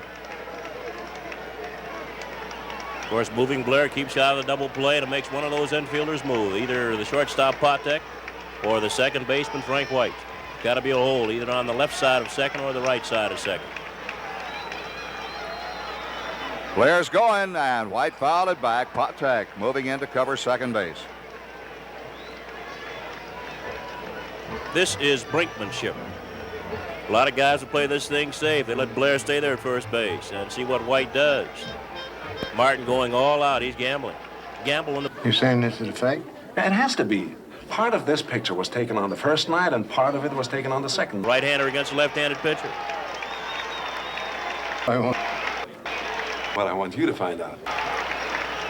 Blair is going again. Ball 4. White walks, and the Yankees have runners at first and second. Now, here's another problem, Frank Messer. Do you let Mickey Rivers swing the bat, or do you let him bunt? Now, Mickey, of course, will not hit into too many double plays, but I don't know if, let's see, it might be decided for Billy Martin. Herzog coming out. They've got Larry Gura, a left-hander, out there, and Mark Littell, a right-hander. So if he goes for anybody, you know it's going to be the left-hander Gura, and he's already made the sign for Gura. He wants Gura to pitch to Mickey Rivers. And that, of course, may make Martin's decision a little more obvious. Since Gura's a left-handed pitcher, he might let Rivers bunt. But on the other hand, in situations like this, Mickey seems to do well. He might let him swing away against Gura. Well, Mickey had 2 hits off Gura in 2 trips against him. All right now, a pitching change is being made, and we'll be back in just a moment.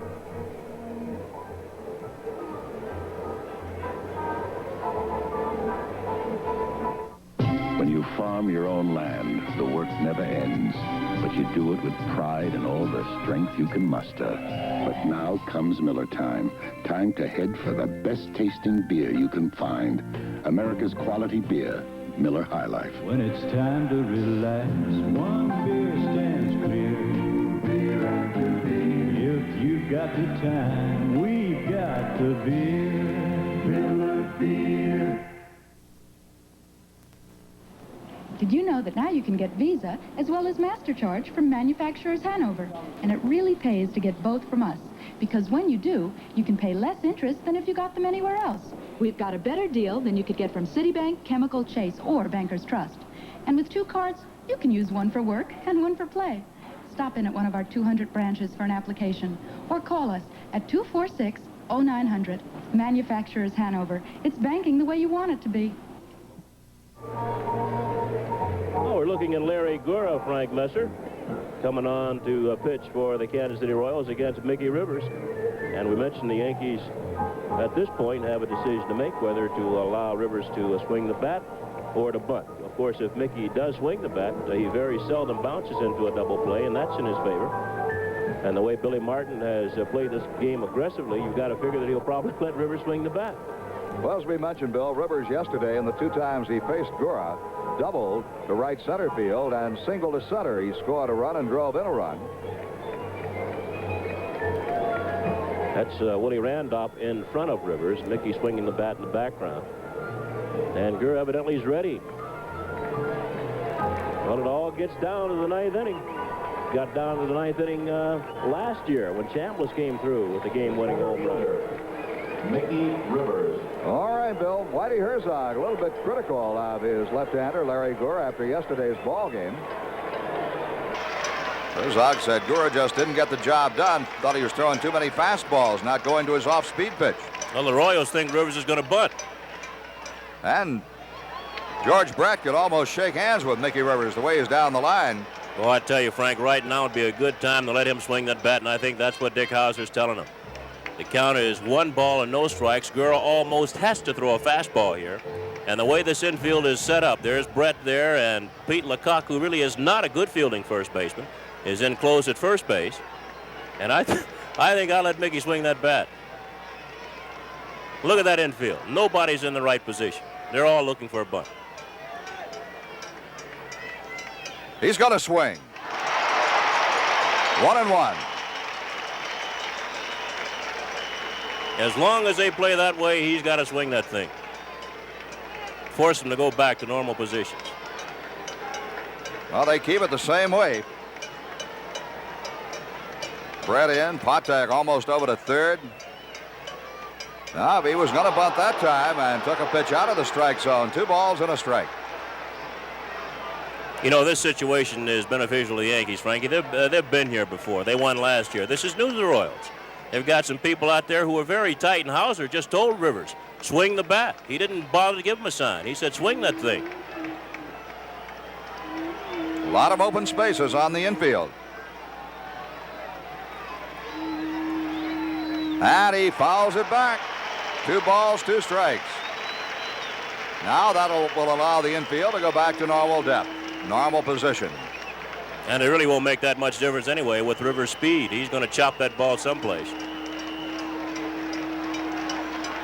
2 on, nobody out. The Yankees down a run here in the 9th inning.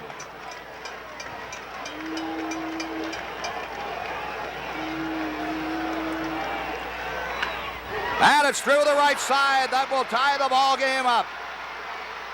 Paul Blair will score the tying run. Roy White goes to third. And Mickey Rivers has come through again for the Yankees. Roy White at third now with a potential go-ahead run. And Whitey Herzog is going back to his bullpen again. And I think this time, Frank, he wants a right-hander, Mark Littell. He's got Littell out there throwing. And he's already made the move for the right-hander. Good position for the Yankees. They've got runners at first and third. Nobody out, and they're going to bring in the sinker baller, Mark Littell, as Gura leaves.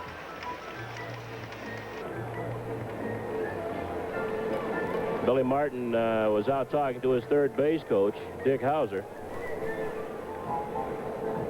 Probably telling Dick what to look for. They might change the squeeze sign. Willie Randolph is a do-batter. Well, everything has turned around a little bit. That man there, Billy Martin, has gone through quite a bit this season. He's kept his ball club together. And they're right here within 1 run of winning this thing. By the way, the Royals will have the bottom part of their batting order up in the bottom of this inning. It'll be Porter, Frank White, and Freddie Patek due for the Kansas City Royals against the Yankee pitcher, who will be, of course, Sparky Lyle. So the Yankees have their best in there at this point, Frank. Number 17. Without a doubt, Bill. Littell. Mark Littell.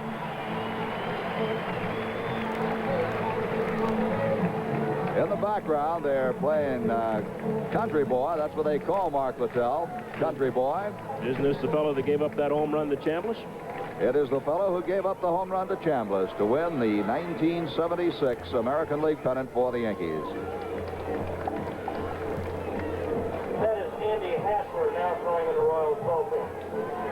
And we understand Andy Hassler, left-hander's up and throwing. Herzog really pulling out all stops. If he keeps going, he won't have anybody to start.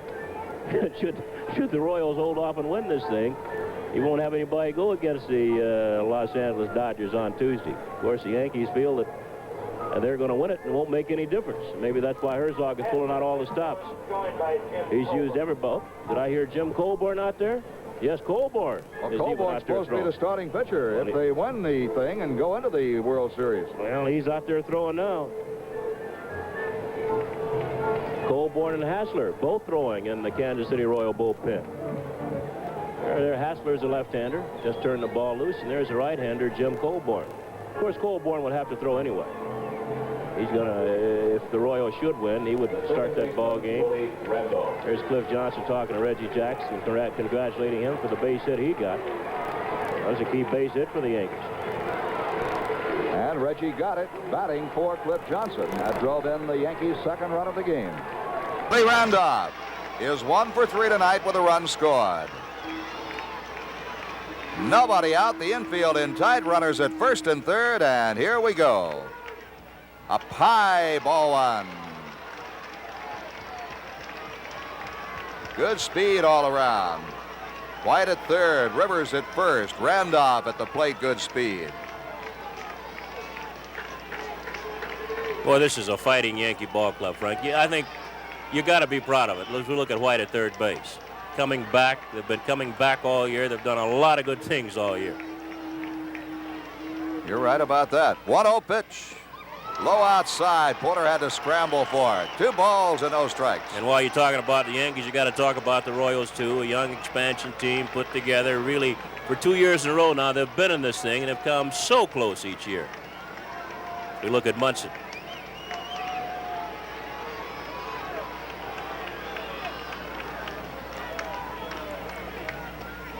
He got it over, 2-1. The Yankees have tied it up 3-3. They have runners at first and third here in the 9th inning.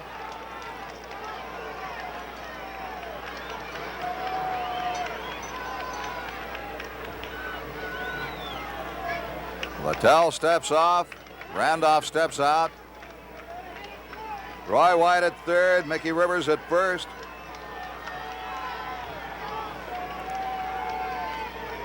Two-one pitch.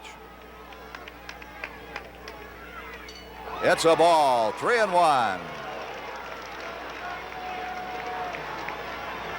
White at third. The infield in close. You see them all up tight to the inner line. Dick Hauser, the third base coach.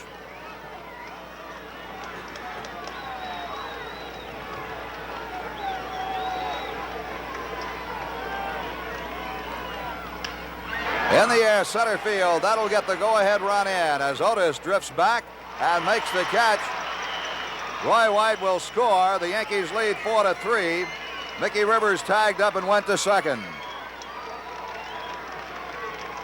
You know, Frank, I hear Phil Rizzuto over next to us, and he's got some kind of cold, and I don't know if he's going to finish this ball game. I better go over there and see if he can make it.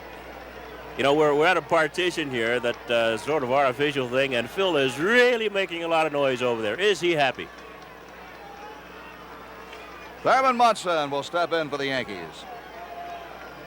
Munson is 1 for 4. He drove in the Yankees' first run with a single to right field. There is one out. Rivers at second. The Yankees are leading 4-3.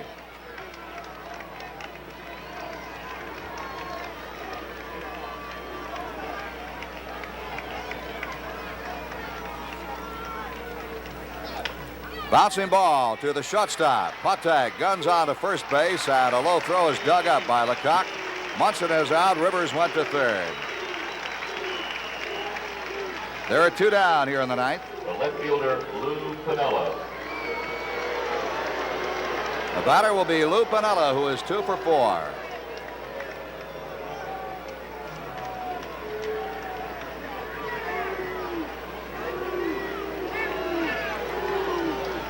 And the pitching coach, Galen Cisco, is coming out of the dugout.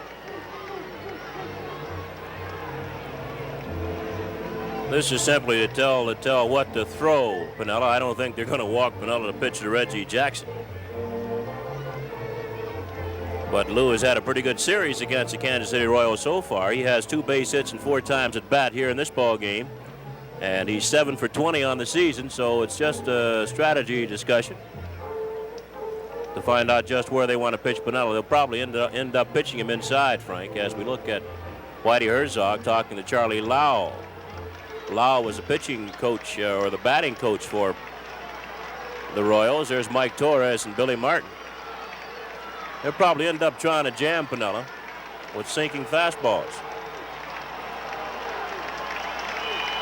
Let's see where Porter puts that glove.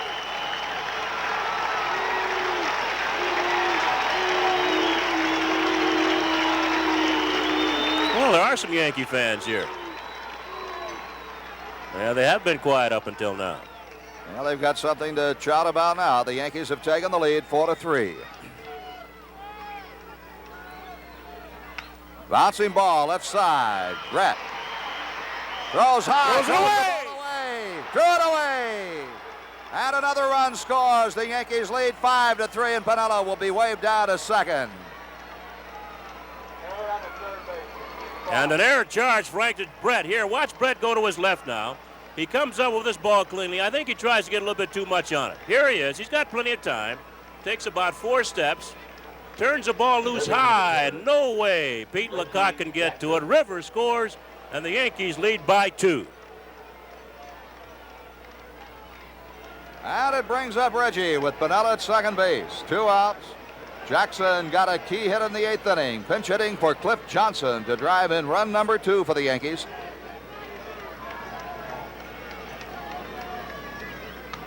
Pulled it foul.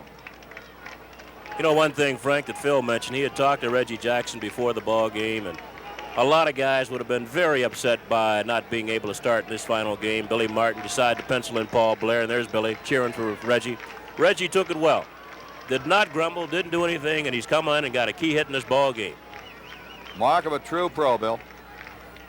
Fastball hit the right side. Frank White is up with it and throws him out, but the Yankees have taken the lead with 2 runs on 2 hits. A key error by the third baseman. 2 runs on 3 hits. 3 runs on 2 hits. And the Yankees have taken the lead here 5-3. 3 runs here in the ninth. Well, Frank, they came back here in the 9th inning, and I'm probably as hoarse and as disoriented as we look at the Yankee bench. Hugging Reggie Jackson over there was Del Olson and Bucky Dent now. Evidently, we're going to get a new shortstop. We have to get a new shortstop for the Yankees. Roy White went in and batted for Bucky Dent, so Fred Stanley will come on and play shortstop here in the 9th inning. The Yankees have a 2-run lead. They've got their best relief pitcher out there, and a guy that a lot of people say is the best relief pitcher in baseball. Of course, some people up in Boston pushing Bill Campbell would probably argue that. I'm sure some guys over in the National League would probably argue that, but right now, Lyle's got the baseball. Yes, Lyle's got the baseball and a chance to win the ball game. Sparky Lyle is the pitcher of record.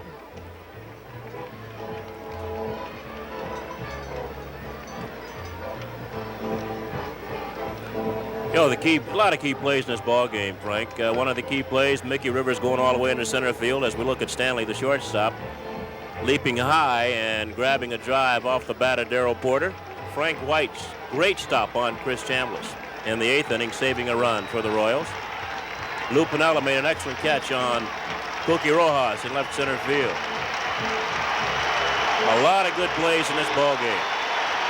Leading off for Kansas City, the catcher, Darryl Porter. All right, we go to the bottom half of the ninth inning. Here in Kansas City, the Yankees are leading 5-3.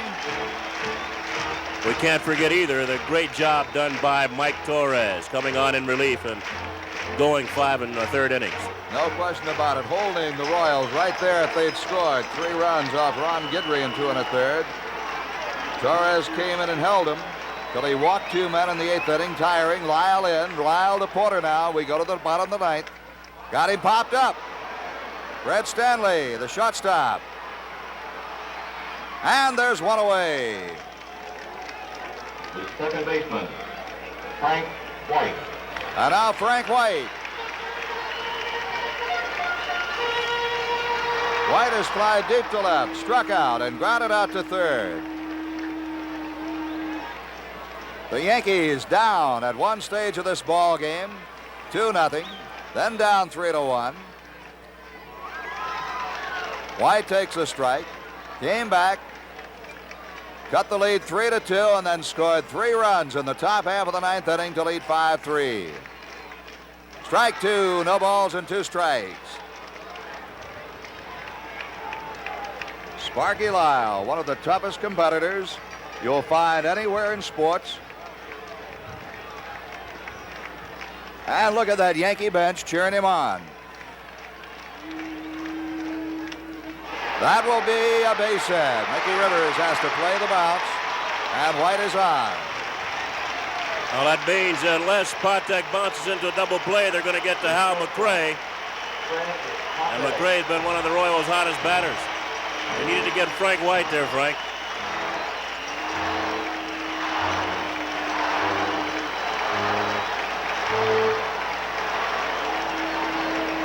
All right, Patek up. The Yankees set up for the double play. Chambliss holding Frank White on at first base. Time call now as the first base coach, Steve Boras, wants to talk to his base runner.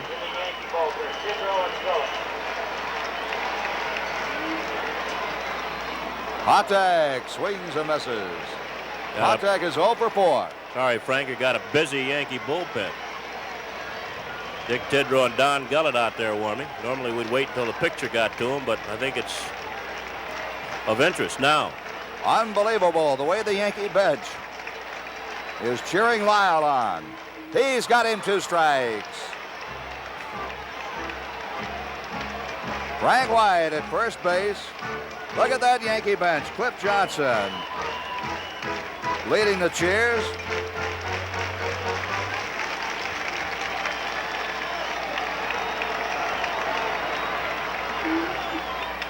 Ground ball to third. Nettles to Randolph. Double play, and the Yankees have won the pennant. Look at Lyle. Now, wait a minute. Don't hurt anybody out there. They've got to play Tuesday. Look at them. They're so happy. Just completely mobbing Sparky Lyle, who has come on to win his 2nd game in a row. He was the winner yesterday. Unbelievable. And just a mark of dejection right there. The shortstop, Freddie Patek. Reggie don't want to lose his cap. Look at him. Everybody's happy. Frank, you know, Frank, you look at this and some kind of victory for the Yankees. They were down late in the ball game, came back, picked up a run in the 8th inning, came back and picked up 3 runs in the 9th inning to go ahead. And, that's the mark of a champion, coming back that way after being down, playing away from home, where the Royals had bragged so much about when we get them back to our place, the carpet's going to get them, our hitters are going to get them, Splittorf is going to beat them. Well, all that was nice, but the game is still played down there on the field. And when it's all over, the best team's going to have more wins than the other. And the final score here, the Yankees won it by 5-3, and they win their 2nd straight American League pennant. Just an unbelievable finish. But watching this ball club all year, nobody should be surprised. The Yankees, time after time after time, have fought back to win the key ball games. The Royals won the 1st game in New York. The Yankees knew they had to win the 2nd game. They couldn't afford to come to Kansas City 2 games down. So they went out and they won the 2nd game. They moved the series out here to Kansas City. The Royals won the first game. 3, 4, 5. 1, 2, 3, 4, 5. And you're looking at the Yankee clubhouse. Cliff Johnson right there. Let's watch him. Paul Blair embracing Cliff Johnson. There's Fred Stanley, number 11.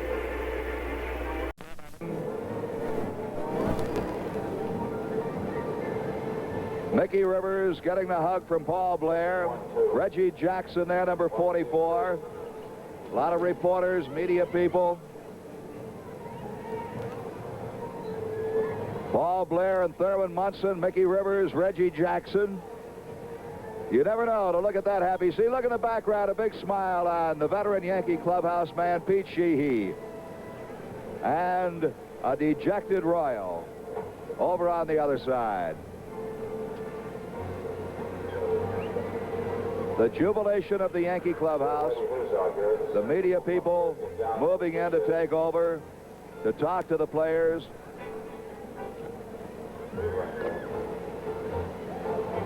Gene Michael, an assistant to Yankee owner George Steinbrenner, just stopping by with a congratulatory handshake. Chris Chambliss right there. Billy Martin with the ceremonial champagne, and there's that scene on the field as the game ended, as the Yankees just mobbed Sparky Lyle. Look at Reggie Jackson jumping up on everybody's back.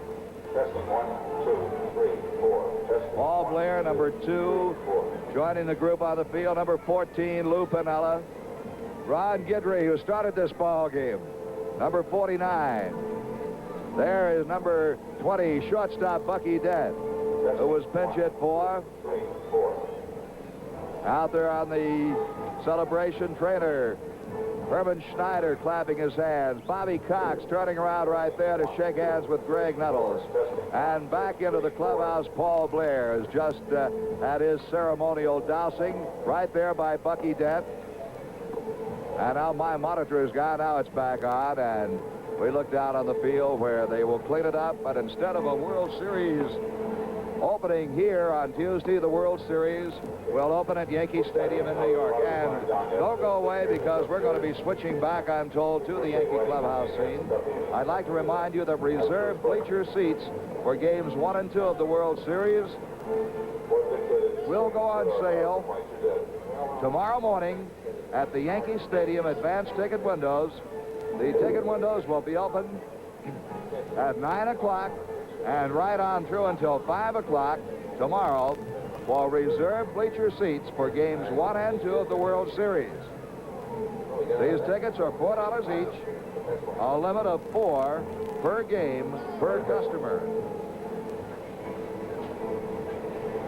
Well, let's see. It's 11:25 right now in New York, and I'd have to say that if you're interested, and I know probably thousands will be, the Yankees will arrive at Newark Airport on their United charter at approximately 4:30 in the morning. Talk about Phil Rizzuto losing his voice. I think I'm about to lose mine.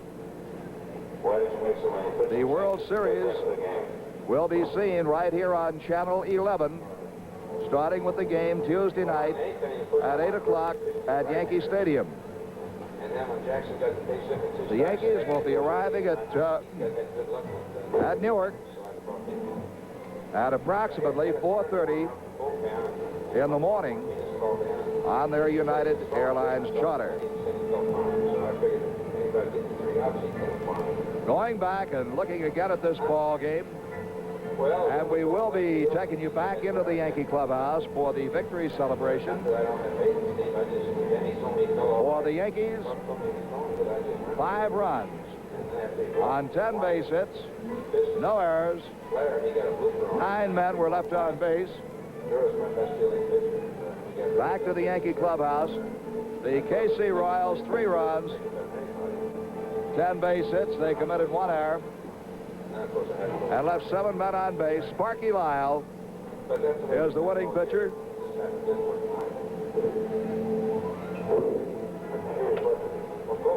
And the losing pitcher would have to be Dennis Leonard.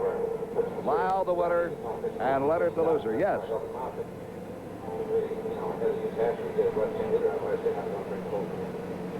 All right, Bill White is down in the Yankee clubhouse.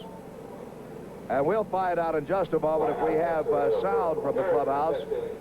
I know you want to be in on the celebration down there. There's, you see Bill White there on your screen.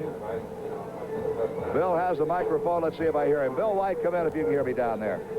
In the clubhouse, and I think we're on Cliff Johnson. Turn around and look into this camera. Cover up that chest a little bit. Hey, this is your first, isn't it? That's right. 11 years. This is my first. How's it feel? It's great. I don't even know how to start explaining it, Bill. I really don't. Now, look, don't put too much champagne in there. Put it all up here. Oh, well, I'm going to tell you, Bill, I'm so excited I don't know what to do. I just might throw something on you. No, I better not do that. No. Your wife might beat me up. Hey, now, look, you guys going into the ninth inning, you're down a run. What was the feeling on the bench, Cliff? Well, Bill, I'm sure you know everybody was tense. You've been through it before. Everybody was tense and rooting and pulling for the guys and hoping that they'd come through. Me, myself, I was up here by myself, and I was saying a little prayer, and base hit, looping single into center field. Well, I say, well, the wheels got to be turning. Wheels got to be turning. Wheels got to be. All right, hey, you're in the way, son. I'm sorry, but let's Chris, hey, let's talk to Chris Chambliss. Hey, Cliff. Oh, hey, Christopher. You know, we talked about Chris not getting any base hits, but the ball you hit, play on it, but yeah, we did. I hit the whole series, no doubt about it, and you know, you can't take it away from him. They made a hell of a play, so but the guys came through. They got a little. You know, hey, any difference as long as you win. The rest of the guys were hitting us. No, it seemed to me. You got a couple of days rest. You had trouble with your timing. Yeah, that kind of messed me up a little bit, but that's just one of those things we did what we had to do to win, and I'm glad it worked out the way it did. We won. It doesn't matter how it happened. Well, now, do you think now that you won this thing Tuesday, and maybe that'll be Chris Chambliss's day? Hey, you never know, Bill. That's right. I'll be in there anyway. All right, Chris, good talking to you. Okay, Willie, come on in and talk to me. Willie Randolph, a key base hit. You know, we talked to Cliff Johnson about the attitude on the Yankee bench during the ninth inning, and it seemed that you guys, I had a feeling up there that the ball game would be won. Yeah, I knew it all the way. I told the guys from the beginning of the game, we're going to win this game. Just keep plugging. Spit off through great for a while, but I just had that feeling that we were going to win. I just kept praising the Lord and hoping we would pull through. And I knew we did. I knew we would. Now, coming in with Denny Leonard, his best pitcher, maybe not his best relief pitcher, but coming in with Denny Leonard, his best pitcher. How did the Yankees take that? Well, you just got to swing. Come on, Buck. No, you just got to swing the bat, Bill. Anytime the guys come in, he's got to throw it. We got to hit it. So he's been throwing the ball good. I knew we'd get to him. I mean, the thing of just going up there and just wanting it and doing the job. So now, I can say. Hey, let me ask you: if you watched the Dodgers and the Phillies on television, what do you think about the Dodgers coming up? Well, Dodgers are tough. It's going to be a great series, I believe. They have speed, good pitching, and all-around hitting. So I'm looking forward to a great series and this time winning it. No, you don't expect what we had last time, the 0-4. No. I think we're a little experienced now. We've had a taste of it, and I think we're gonna be that much better this time around. Willie, good talking to you. Congratulations. Thank you. Excellent ball game. Willie Randolph, and that's it from down here in the clubhouse. All right, Bill White, and quite a jubilant celebration in the Yankee clubhouse. The Yankees will be getting into Newark at 4:30. They've asked me to remind you once again, the reserve bleacher seats for games number 1 and 2 of the World Series will go on sale tomorrow morning at the Yankee Stadium advanced ticket windows from 9 a.m. to 5 p.m. These tickets are $4 each, a limit of 4 per game per customer. And, of course, if you can't get out there in person, the World Series will be shown right here on Channel 11, which has carried all your Yankee championship season right through the playoffs, the championship series. And it will be my pleasure to present to you on Channel 11 the Yankee World Series warm-up. So we'll be starting all that Tuesday night at 8 o'clock right here on Channel 11. What more can be said? The final score, Frank Messer for Bill White and Phil Rizzuto, 5-3. The Yankees win it.